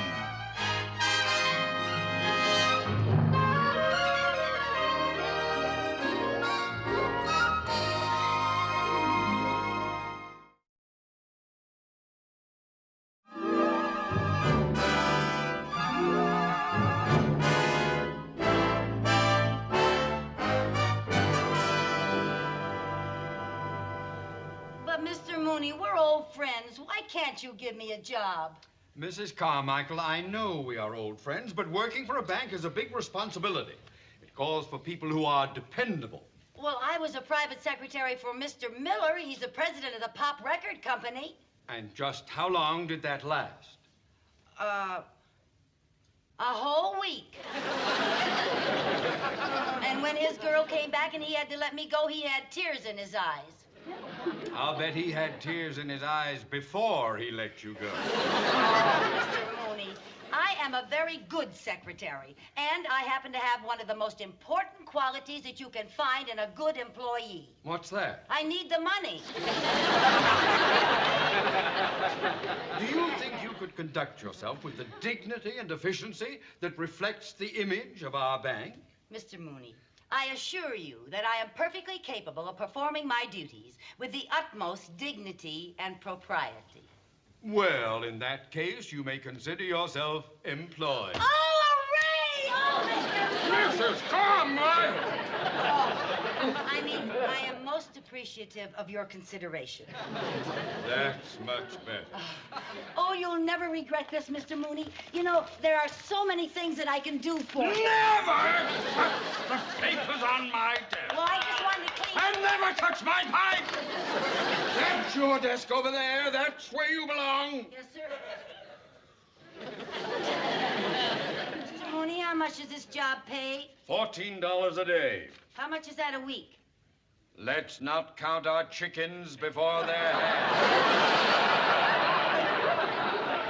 Now then, you can start off by doing an important errand for me. Oh, yes, sir. I want you to take this contract to Mr. Katz at the television station and get his signature. Yes, sir, Mr. Katz, television station. And you have it back here before the escrow department closes at 3 o'clock. Yes, sir. And, Mr. Mooney, I want to thank you for giving me this opportunity. Oh, well. Well, you know, this job is going to mean a lot to my future. Oh, how's that? Well, next time I look for work, I'll be able to say, I used to work for Theodore J. Mooney. Oh. Well, if you're not back by 3 o'clock, you'll be saying that tomorrow. Oh. Mrs. Carmichael. Oh, I'm sorry. Mrs. Carmichael! Oh, I'm sorry.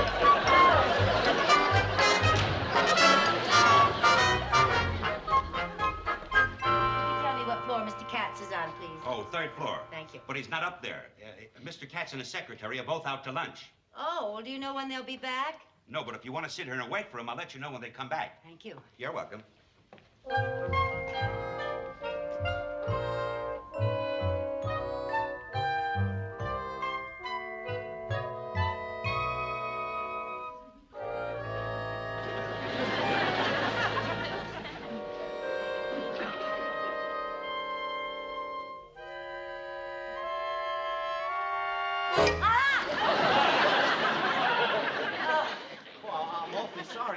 I didn't know anyone was there. That's all right. I was peeking in to watch the rehearsal. Oh. Gee, you're lucky. You're a messenger. You get to go inside. Messenger? Oh, no, I'm not a messenger. This is just a part I play in the show. Oh, you're an actor? Just starting out. It's only a small part. There are no small parts, only small actors. How true. Are you an actress? No, but back in Danfield, I did play the lead in a play once.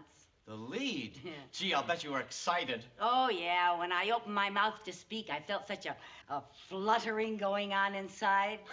Butterflies? Moths. Moths? Yeah, it was outside in the summertime. I just adore acting.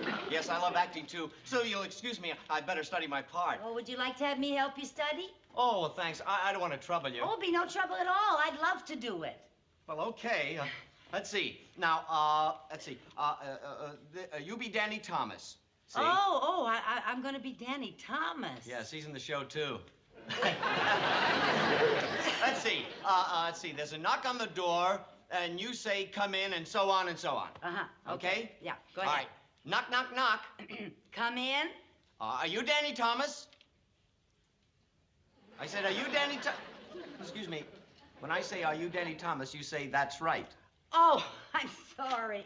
I guess I've been Mrs. Carmichael so long I forgot to answer. It doesn't matter what I call you. Oh, it doesn't? No, if the line, are you Danny Thomas, confuses you, I'll say... Well, it did a little bit, yeah. Well, I can help you with that. I'll just say, are you Mrs. Carmichael? Oh, I'd answer to that. Well, then the rest of the scene reads the same. Oh, fine. Go right Okay. ahead, then. You All want right. to come in again? All right, I will. Okay, knock, knock, knock. Knock, knock, knock. Yeah, that's right. Knock, knock. Yes, come in. Are you Mrs. Carmichael? I have a telegram for you. No, that's my line. No, you see, here it is. When I say, are you Mrs. Carmichael, you say, that's right. Oh. And I say, I have a telegram for you. Oh, yes, I'm sorry. All right, well, try it again from my entrance. Yes, all right. Okay. Knock, knock, knock. Never mind that, will you please? Are you Mrs. Carmichael? That's right. Sign right here, please. You forgot to say I have a telegram for you. I did? Yeah, see? Then I say thank you, and then you say sign right here, please. Now, you want to try it again? No. No, I want to go inside and study. Yeah, you better. You know something? Before you started to help me, I knew this whole thing by heart. Good luck.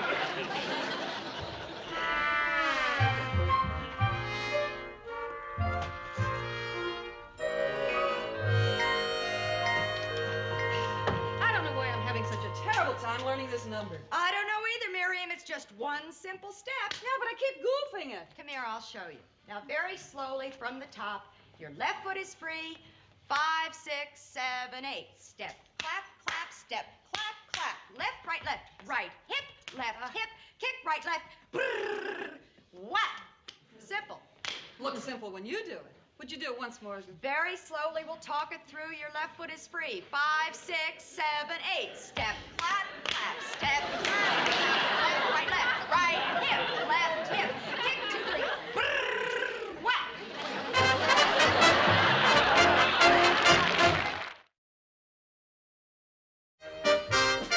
All right, girls. I want to run through Danny's entrance and opening monologue. Places, please. Right over here. That's fine. Okay, take it. The curtain's rising, here we go. You'll love the show, we promise. Since you're entitled to the best, we bring you Danny Thomas.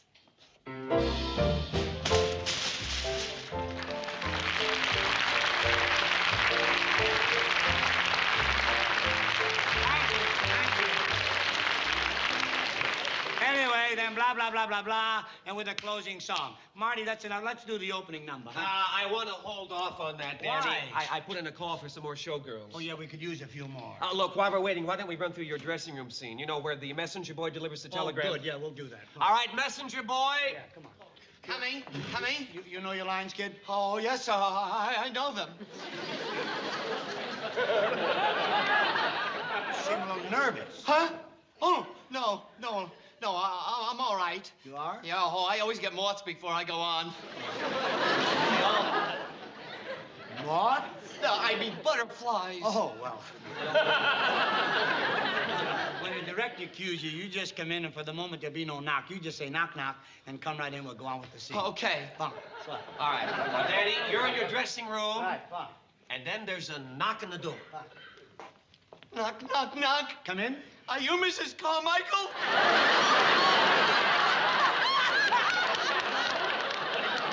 Am I who? Oh, no, I'm sorry. I got mixed up. Well, you just go out and we'll start Got all another over again. chance. Don't be nervous. Don't be. Mrs. Carmichael? All right, let's take it again, please. Knock, knock, knock. Come in. Are you Danny Thomas? That's right. I have a telegram for you. That's fine. May I have it? I forgot the telegram. Go and get it, will you? Where did you get this actor? He can't remember a line. He can't remember a prop. I'm sorry, Danny. It wasn't until after I hired him I found out this is his first job. His first job? Oh, no. Look, Danny, I'll replace it. You can't do that. Well, why not? I have a policy. I got a set rule. I never fire a person from his first job. It could ruin him for life. It could just absolutely destroy his future. But look, Danny, if the kid can't act... Please, I'll pull him through somehow. Just think, after he gets this first show under his belt and goes on to greater glory, you and I can be proud as we watch him go up that ladder. Oh, you got a good heart, Danny. That's somebody else's ladder, not mine. All right, come on. All right, messenger boy. Knock, knock, knock. Are you Danny Thomas? That's right. What's right? What's right? I mean, I have a Carmichael for you, Mr. Thomas. Wait. No, I'm sorry, Mr. Telegram. Hold it. Yes, thank you. Marty, could I handle this? Look, boy, this is your first job, and I want to help pull you through. Now, you just come right in and relax and rely upon me a little bit. I'll try to help you. Okay. Go ahead. Here we go. Ah, knock, knock. Come in. Oh, a West Telegram. Well, that's very nice. Okay, I'll have it. Or you want me to sign right there? That's fine. Here you are, my boy. Here's $1 for you. Buy yourself a cigar. As a matter of fact, I happen to have a cigar right here. That'll be $1, please. Thank you very much.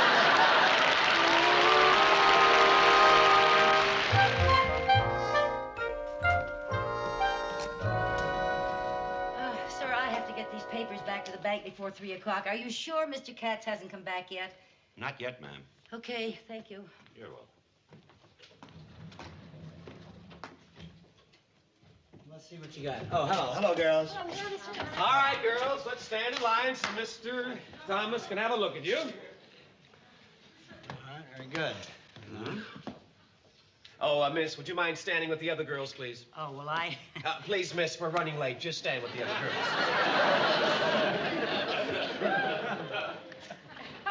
Come on, come on.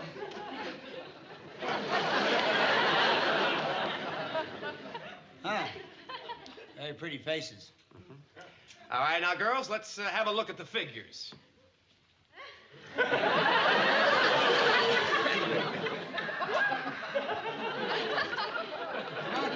on, let's see the figure. Would you please let me see your figure?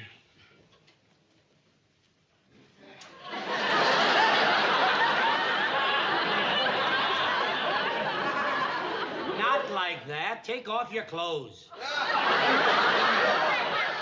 I couldn't do that. Well, why not? The others did. Oh, well, they're not wearing unmentionables. Unmentionable? Yeah, well, you see, when I put this suit on this morning, I had no idea that anyone would ask me to take it off. Look, Danny, will you just let me pick the girls? Oh, yeah? I'll let you pick the messenger.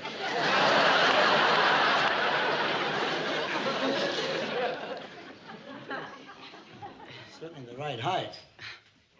You do have red hair. Yeah, I do have red hair today. Do you girls dance? I can. Oh, Yes, you do it. Okay, Chief, how about these girls, huh? Yeah, they'll be fine. How about you, Red? Do you dance? Every chance I get. It shows in color her red hair will be an asset. Take her, too. You're the boss. All right, girls, report down the hall to wardrobe and get your costumes. Thank you. Let's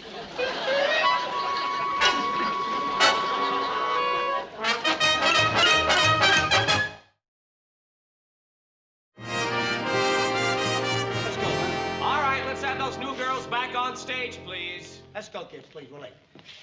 Now, you've watched us run this number about 2-3 times, right? Yes. You think you got it? Oh, yes, sir. Fine, fine. Now, you two, you go on that side. And Red, you go over there. Yes, sir. Red, over there. There. Oh. All right, Wilbur, shall we hatch it? Go ahead. Don't bring a frown to old Broadway. You got a clown on Broadway. Broadway always wears a smile, but Broadway always wears a smile. The lights are living. Hold it, please, hold it. Hold it. Red, would you come over a minute, please? Yeah, you do. Honey, did you notice you were going in one way and all the other girls were going in another way? Yeah, I guess they got all mixed up. Well, dear, it would be, you see, instead of trying to unmix all of them, why don't you just turn around and go the wrong way, too? Oh, yes, I think that would be a lot easier. Yes, it would. Thank you. Thank you so much. You're very cooperative. Thank you. Okay, pick it up, please. Hey, troubles there are out of style, 'cause Broadway always wears a smile. I made it.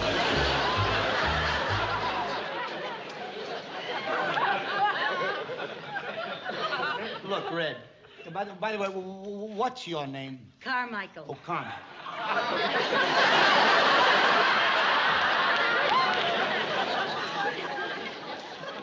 Oh, look. My first name is Lucille. Oh, Lucille. Look, My Lucille. friends call me Lucy.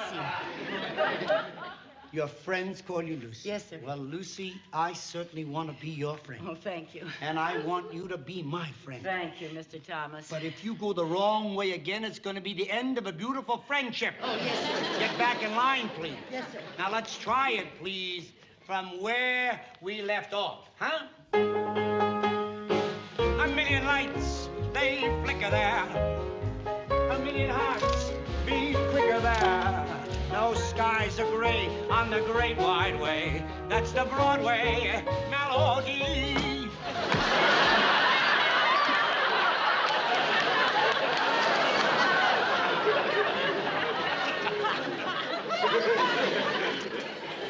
Lucy. Carmichael. Lucille, you better answer. I know it was you. Yes, sir. You come here, please. This really isn't very difficult. Now, do you suppose that you could raise your parasol without knocking my head off? Yes, sir. Thank you. Will you go back in line, please? Yes, sir. Thank you. Oh, I'm sorry. Never mind. Just get back in line. Yes, sir.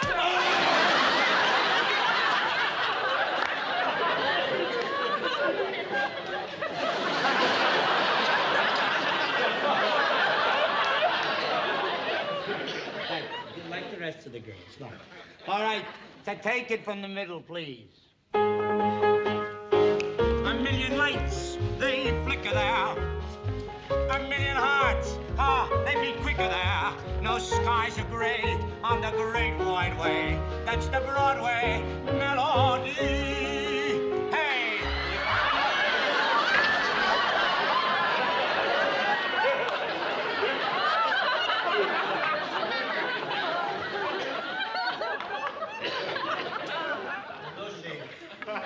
Yes, sir. Pick up your shoe, please. How'd you know it was mine? Just a shot in the dark. And it's getting darker in here all the time. Daddy, now look, the redhead is going to murder this number. Now, I better get rid of her. Yeah, I guess so. Oh, miss. Wait a minute. I picked her. You sure did. Okay, so we're even. I'll let her go. Lucy, got your shoe on? Would you come here, please? Yes, sir. I'd like to talk to you. You know, this show is going to be viewed by millions of people. Oh, I know. And it would be very embarrassing for you if you kicked your shoe off in front of all of those people. Oh, Mr. Thomas, you see, it's not my fault if they gave me shoes that are too big for my feet. Well, it's absolutely right. It certainly isn't your fault if they gave you shoes too big for your feet. And you know what I'm going to do about that? Get me smaller shoes? No, I'm going to get a girl with bigger feet. Oh, no, Mr. Thomas. Oh, dear, look. Mr. Thomas, please. I know, dear. Look, I want to give you a chance, and I've been trying, and I know you're trying hard to please. am. But you make so many mistakes. I can't understand. Did you make that many mistakes on the other shows you worked with? Oh, this is the first show I was ever in. That is my first job.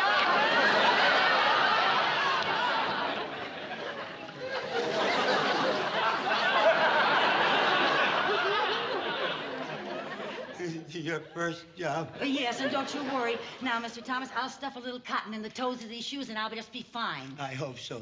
Now, if you'll stuff your cotton-picking shoes into those pockets, we'll get back in that cotton-picking line till we get this cotton-picking number, please. It couldn't be your second job, right? Pick it up, will you, Wilbur, from somewhere, please. Shall we go? Hey, no skies are gray on a great wide way. That's the Broadway. It's the Broadway. It's the Broadway. I know.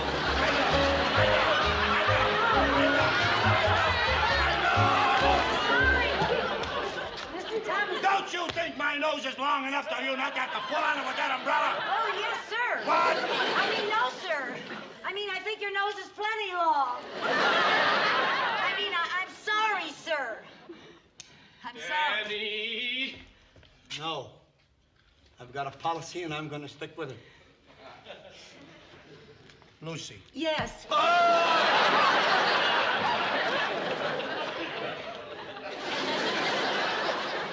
Look, dear, I've decided that you're being wasted on this number. So I'm going to take you out. Oh, no, Mr. Thomas. Don't worry, wait a minute. Please, I'm Mr. not Thomas. letting you go from the show. Well, don't get excited. I'm going to save you for the finale. Oh, the finale. That's right, the big finish. Oh, thank Most you. important part of the show. Oh, thank you. I just love your shows. Thank you know, you. I watch all of them. I never miss a one of them. Really? And I just love the way you do. And away we go.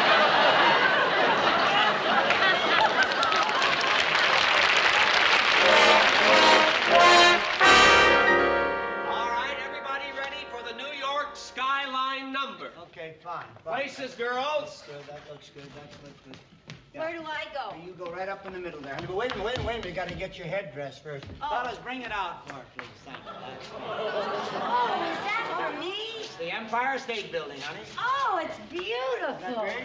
Fine, be careful, Yeah. boys. Be careful with the prop, fellas. Easy with the prop. Oh, it's beautiful. All right, you all set? Yeah, I got You can it. let go, boys. Fine.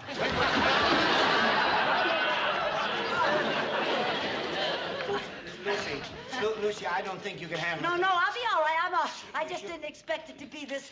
You sure? heavy. You sure? No, Lucy, I'm fine. you're I'm all right. fine. Now hold your head straight. Hold your Yes. head absolutely straight. Stand Yes. absolutely still. Fine. That's good. Fine. That's good. Good. Lucy. Lucy. You're supposed to be the Empire State Building, not the Leaning Tower of Pisa. Yes, I got it now. Fine? Yes. Wait, would you come around, please? Yes. Take your position. That's a good girl. Fine. No, over here. Over here. Right up the stairs. There you go. Nice. Go right.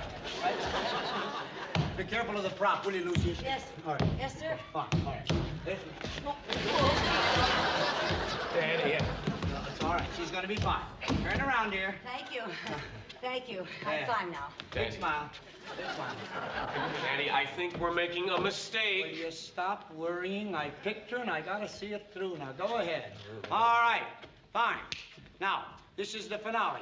And pick it up, Wilbur, please. Don't bring a frown to old Broadway. You got a clown on... Hold it! Look, Danny, it won't work. It just won't work. She won't be able to handle that. Will you stop? Now, look, that's an expensive prop. It cost over $3,000. She just can't be trusted with that. But it's simple. A baby can handle it. All you can do is put it on her head and push a couple of buttons. If she can't do that, I'll eat my hat. Yeah, Will you I'll stop be able worrying? to do it. You go right in, honey. Yeah. Honey, remember now, when I sing Broadway melody on the note D, you press the buttons that light up the Empire State Building. Have you Yes. got that? Yes, sir. Fine. Yes, sir. All right, then. Go take your place again. Right. Fine. Thank you. All right. Get ready, boys. Mr. Thomas. Yeah. Could I ask a question? Yes, dear. Where are the buttons? Listen, on each side, where your hands are, the button's right there. Oh. Yeah? Fine? Oh, yeah. Okay. Oh, yeah. Here they are. What happened? What happened?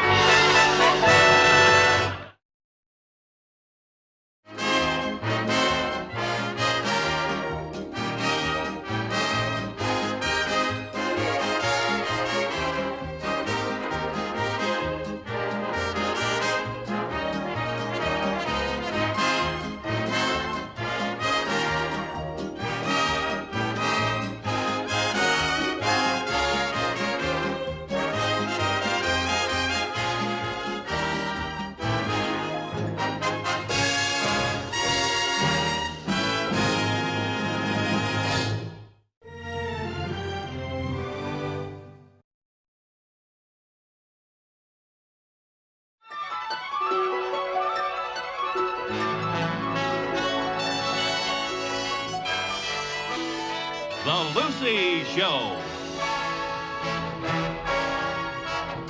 Starring Lucille Ball. Co-starring Gail Gordon.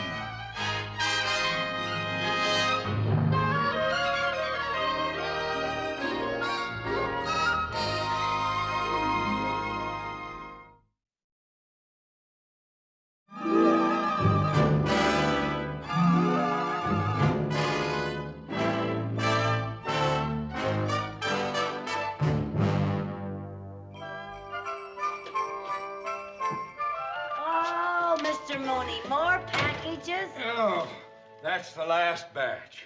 Well, I certainly admire someone who gets their shopping done early. Well, the spirit of Christmas is giving. I buy early so I can give early. That way others have time to reciprocate. Then they get a chance to enjoy giving.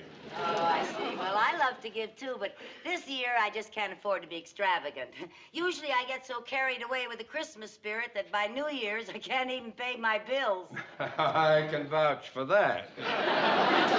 Well, this year I'm really cutting down. I'm just going to get a little tree, you know, one of those little ones that sits on a table. Last year I got a great big tree. Cost me $20. I wouldn't pay $20 for a tree if Tarzan and Jane were living in it. Well, you see, except for the children, I'm not even giving any gifts this year. I'm really cutting down. Well, I'm proud of your decision not to be extravagant. You know, working for the bank has been a good influence. Some of its conservatism has rubbed off on you. Yeah, I wish some of its money would. Here, now, we'll have none of that. Oh, I was just kidding. Oh, yeah. Oh, Mrs. Carmichael. Yes, sir. I would like you to put the names from those packages on these Christmas gift cards. Yes. For you to correspond with those. Yes. Yes, thank you. Oh, and, Mr. Mooney, since we're on the, you know, we're talking about Christmas presents, I'm not going to be able to give you anything this year, so please, please don't embarrass me and give me anything. Oh, well, all right. In that case, yes. Oh, you already bought me something? Well, I'm sure it can be returned. Oh, what is it, Mr. Mooney? Well, what's the difference? You're not getting it. Oh, but it's such a pretty package. Won't you just give me a hint? No. Just one little hint? All right. It's a hand-knit sweater imported from Italy. Oh, Mr. Mooney, you shouldn't have. I'm not. Oh, well, nevertheless, it's the thought that counts, and that was pretty good thinking. And now, if you don't mind, would you get busy with those cards, Yes, please? yes, sir. And Mrs. Carmichael. Yes, sir. Now, remember, each one of these packages has a slip of paper with the name of the person it goes to. Yes. Now, I want you to put the name on a gift card. Yes. Then put the corresponding card on the corresponding package. Yes. Now, do you understand that? A 10-year-old child could understand that. Well, I don't have a 10-year-old child. I had to settle for you. It's the season to be jolly.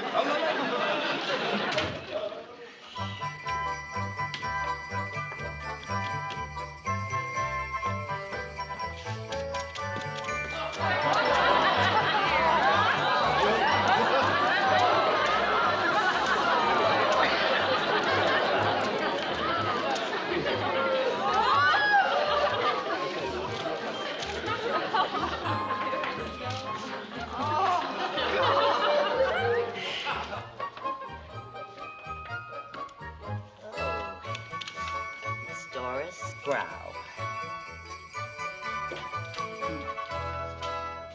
How are you doing, Mrs. Carmichael? Just fine. That's... Mrs. Carmichael! What have you done? I was just doing what you told me to do. Not that way! Now how will we know which card goes on which package? Oh, Mr. Mooney, their names are right here, and you know what you got them. But I don't know what's in the packages. Why, I can't tell my Aunt Clara's umbrella from my nephew's baseball bat. Oh, I'm sorry. Aunt Clara would look pretty silly standing out in the rain holding up a baseball bat. I don't know why you have to raise your voice like that. I'm not mad at you. You'd always holler at me. I wouldn't make so many mistakes. I don't know. You should holler at people anyway, especially at this time of year. You should have goodwill towards your fellow man, even if he's a woman.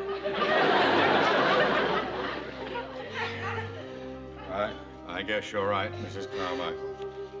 I know at times I get quick-tempered and I holler when maybe it would be better to explain things quietly, to reason with you constructively.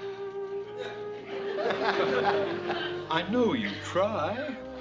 Thank you, Mr. Mooney.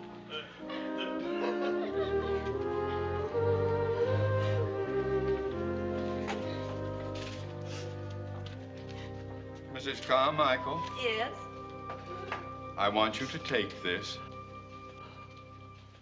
Oh, thank you. Back to the store and get a refund. And with the money, you will buy enough ribbon and wrapping paper to redo all of those packages. Yes, sir. And Mrs. Carmichael, Yes? you are very lucky that I don't know which package the baseball bat is in.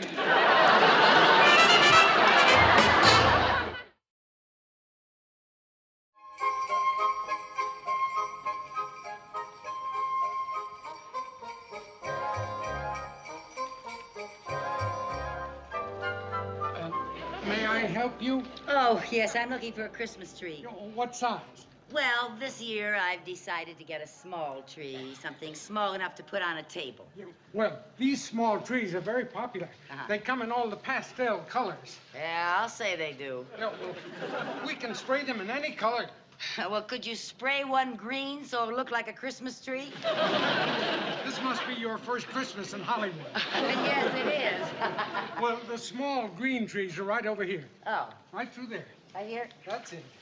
There they are. Oh. This one? Yes. Oh, it's nice, but it's awfully small. But you said you wanted a small tree. Yeah, well, I know, but after you've been used to a big tree, a small tree just doesn't seem to say Merry Christmas. But you said you wanted a small tree. Yeah, I know, I do, but not too small. I'd like a tree that's small enough to put on a table, but tall enough to reach the ceiling. Sort of half and half. Half and half? Yeah, half table, half tree. How tall is your ceiling?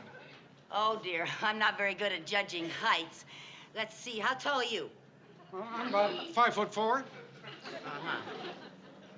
Would you mind getting up on that box over there? Yes, please. I just want to get an idea. Yes, please. Could you stand a little straighter, please? Gee, it's hard to get an idea like this. Would you mind spreading your branches? Spreading my what? Spreading your branches. You know, spread your arms out like a little Christmas tree. Okay, then. Oh, that looks better. Oh, yeah, make it a little full. Give a little fullness. Spread your little branches. My little branches? Yeah, your fingers. Your fingers. That's right. I don't know, you still look a little bare.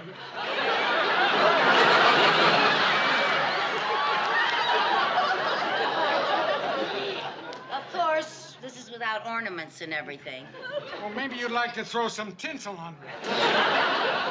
No, you look just fine. Oh, there's just one thing more. Would you put this up on your head? I just want to get an idea of the height. Yeah. Now, spread your branches. Oh, yeah, that looks good. That's perfect. Thank you. Thank you. Gee, you make a wonderful tree. Please, not in front of the dog.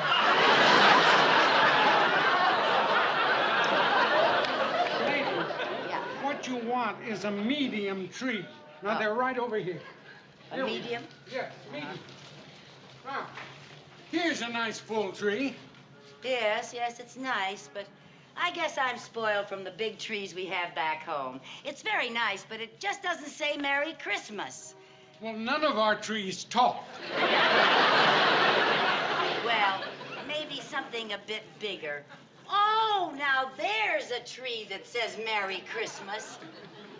Oh. You started a small tree, you said. Yeah, I know I did, but how much is this tree? Oh, these run about $20, but this is our display sample. Yeah, but it is for sale now, isn't it? But, lady, you can't. Okay, lady. Charlie! It's just... Yeah, boss. This lady wants this tree. Now, how long will it take you to get all those ornaments off? But, boss, it took me an hour to get them on. I want to get rid of it. I want to satisfy this customer. Okay. Oh, just you.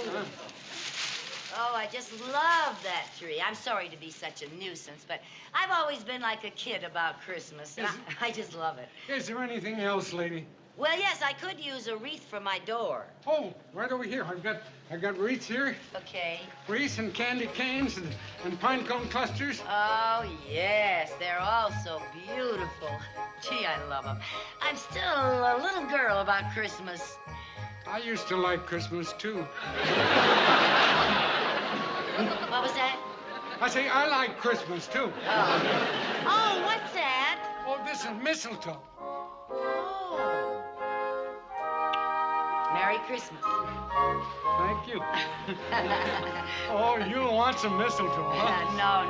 I'm a widow, and I live alone. I don't have anyone to mistle with. But I will take one of those wreaths. Oh, good. That's a pretty one. Yes, thank you. Okay, lady.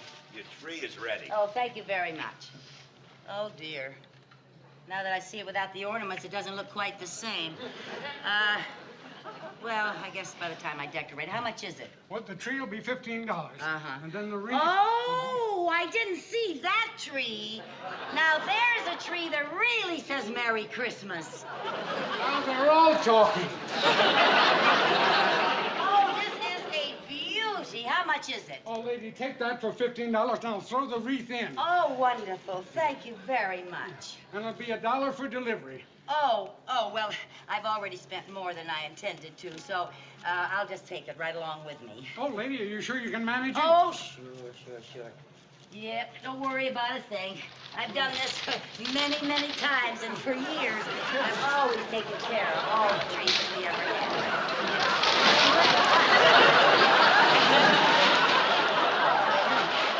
Oh, I'm afraid I tipped over that little tree.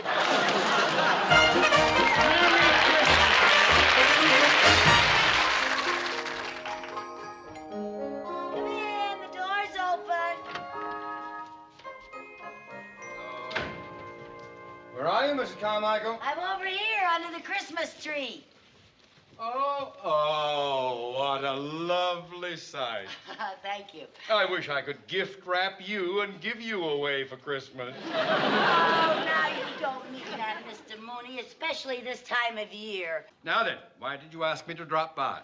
Well, for one thing, I wanted you to see my beautiful Christmas tree. I also see you kept your word about getting a small tree. What kind of a small tree is that? A redwood? Well, I just couldn't seem to find a small tree that said Merry Christmas. I realize that tree's a little extravagant, but you have to admit it does say Merry Christmas. And a bankrupt New Year. I thought you weren't going to give gifts this year. Oh, I wasn't, but a big tree like that looks so bare without any presents under it. Oh, now I know why you asked me to stop by. It's the Christmas season, and once again you have gone for broke and made it. And now I suppose you want a loan from the bank. No, I don't. You don't? No, I want you to loan me the bank. Loan you the bank? Uh-huh. Good heavens, you didn't get in that deep. Oh, no. I don't want anything for myself. I just want to bring some boys from Jerry's school into your bank to sing Christmas carols. What? Christmas isn't Christmas without carolers. Remember back in Danfield, I used to bring the little fellows around every year? I remember. Well, now, whether you like this or not, my boys always raised a lot of money for our Christmas charity. Well, granted, it was for a good cause, but out here, it's impossible. Impossible? Why? I am not the manager of this bank. I am new here, and I'd like to get old here. So, if you'll excuse me... Oh, but Mr. Mooney, really, you should hear them. They've been rehearsing all week. They're so good. If you could just... I will... Oh, hi, darling. Hi, fellas. Hi, Mr. Mooney. I want you to meet some of our carolers. This is Barry, Newton, and Malcolm. Fellas, Mr. Mooney's the man who is going to let us sing in his bank. Will you stop calling it my bank? Well, whether it's your bank or not, you could put in a good word for us. All right, I'll put in a good word, and the word is no. Oh, goodbye. Excuse me. Mr. Mooney. Hey, mister, you forgot your hat. Oh, thank you very much. Thank you. Oh, Malcolm. I wish Fixie my bicycle. He just got a little grease on him. He's got enough grease on him to swim the English Channel. Goodbye. Now, oh, hello, boys. Stanley, didn't you forget to take off your skates? I lost my skate key. Oh, not again. Oh, Bruce, Lenny, Lester, Steve, and Stanley. This is Mr. Mooney, who is... Just leaving. Step aside, youngster. Take an aisle, please. Mr. Mooney, before you go. Merry Christmas to all, and to all a good night. Mr. Mooney, this is Walter, Jeff, Nelson, Homer, Lloyd, Linda... I don't care if they're Dasher, Dancer, Prancer, and Rudolph the greasy-nosed reindeer. Now, you tell your mob to disperse. I'm getting out of here if I have to use tear gas. Oh, please, Mr. Mooney, you can't turn us down. Just look at their little faces. I will not be intimidated. Oh, please, Mr. Mooney, it would mean so much to the boys. And you know, it is our duty as citizens to encourage these boys to have healthy activities to keep them off the street. Right now, they're keeping me off the street. Mr. Mooney, carolers singing in your bank for charity will create a lot of goodwill. Mrs. Carmichael, I wish you would stop making me feel like Scrooge. Now, back in Danfield, a bunch of kids singing in a bank was fine. But we are in a big city now. Danfield was a little town. Well, so was Bethlehem. What has Bethlehem got to do with Christmas carols and the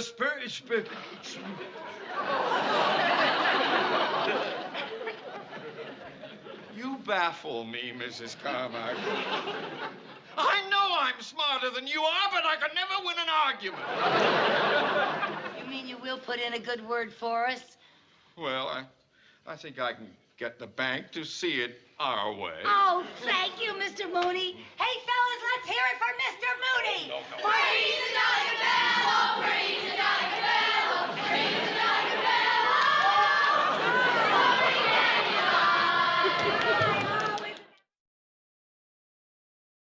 On the fourth day of Christmas, my true love gave to me 4 calling birds, 3 red hens, 2 turtle doves, and a partridge in a pear tree. On the 5th day of Christmas, my true love gave to me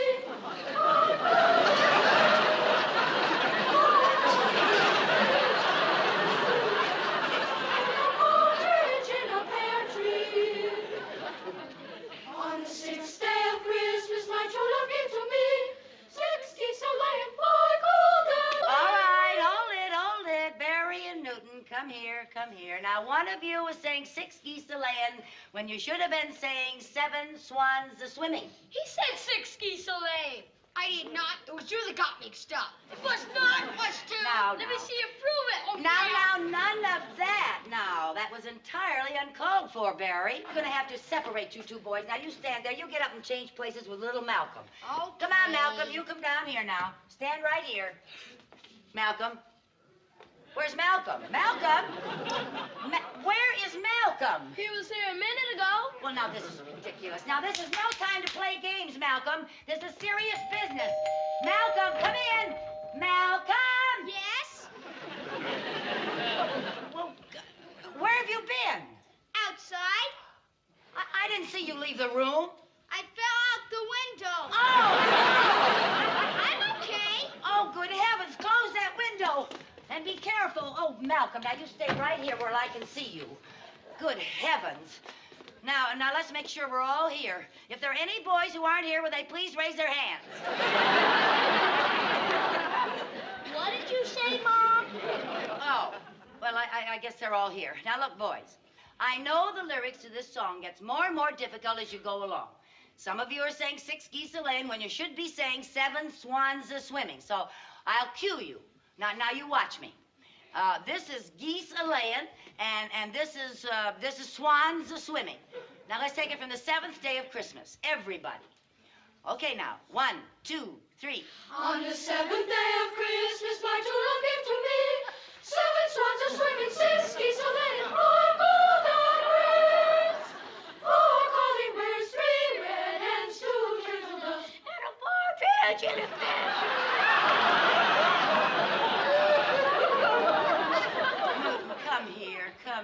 what's happened. You started out a bass, you wound up a soprano. I can't help it, Mrs. Carmichael. It just goes like that. Oh, dear. Well, now, why don't you try to do what I told you to do? Think low. All right, Mrs. Carmichael. Oh, dear, what am I going to do? We've got to have a bass for the choir. We can't go on. Anybody home? Mr. Mooney, would you repeat what you just said? All I said was, anybody home? Fellas, our troubles are over. We found our bass. Let's hear it for Mr. Mooney. Freeze the Johnny Bello, freeze the Johnny Bello, freeze the Johnny Bello. There's nobody standing on.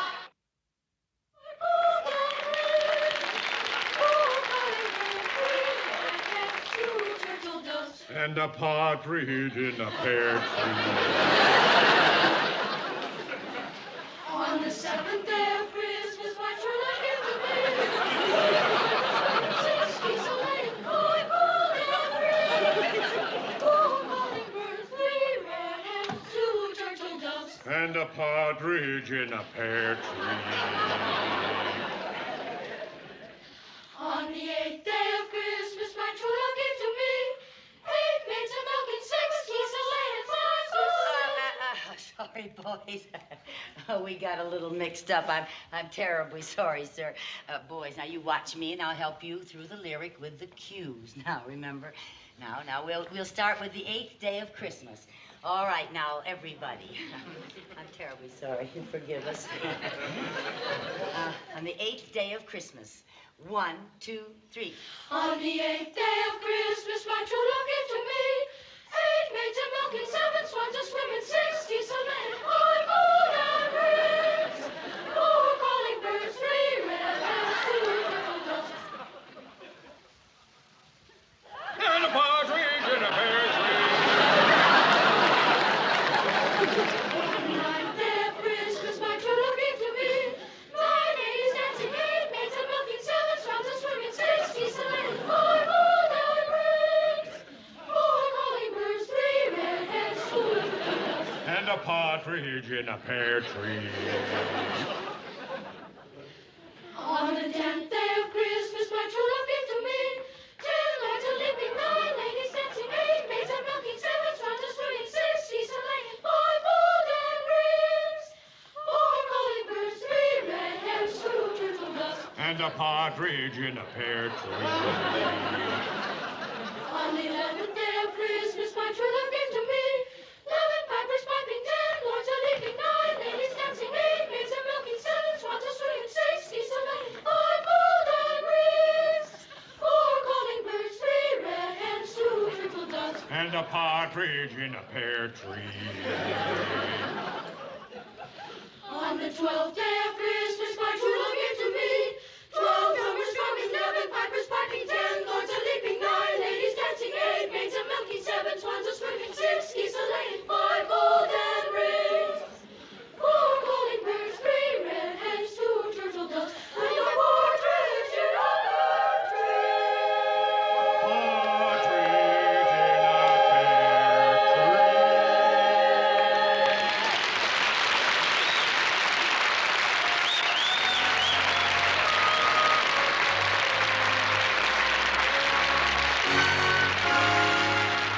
Merry Christmas, everybody.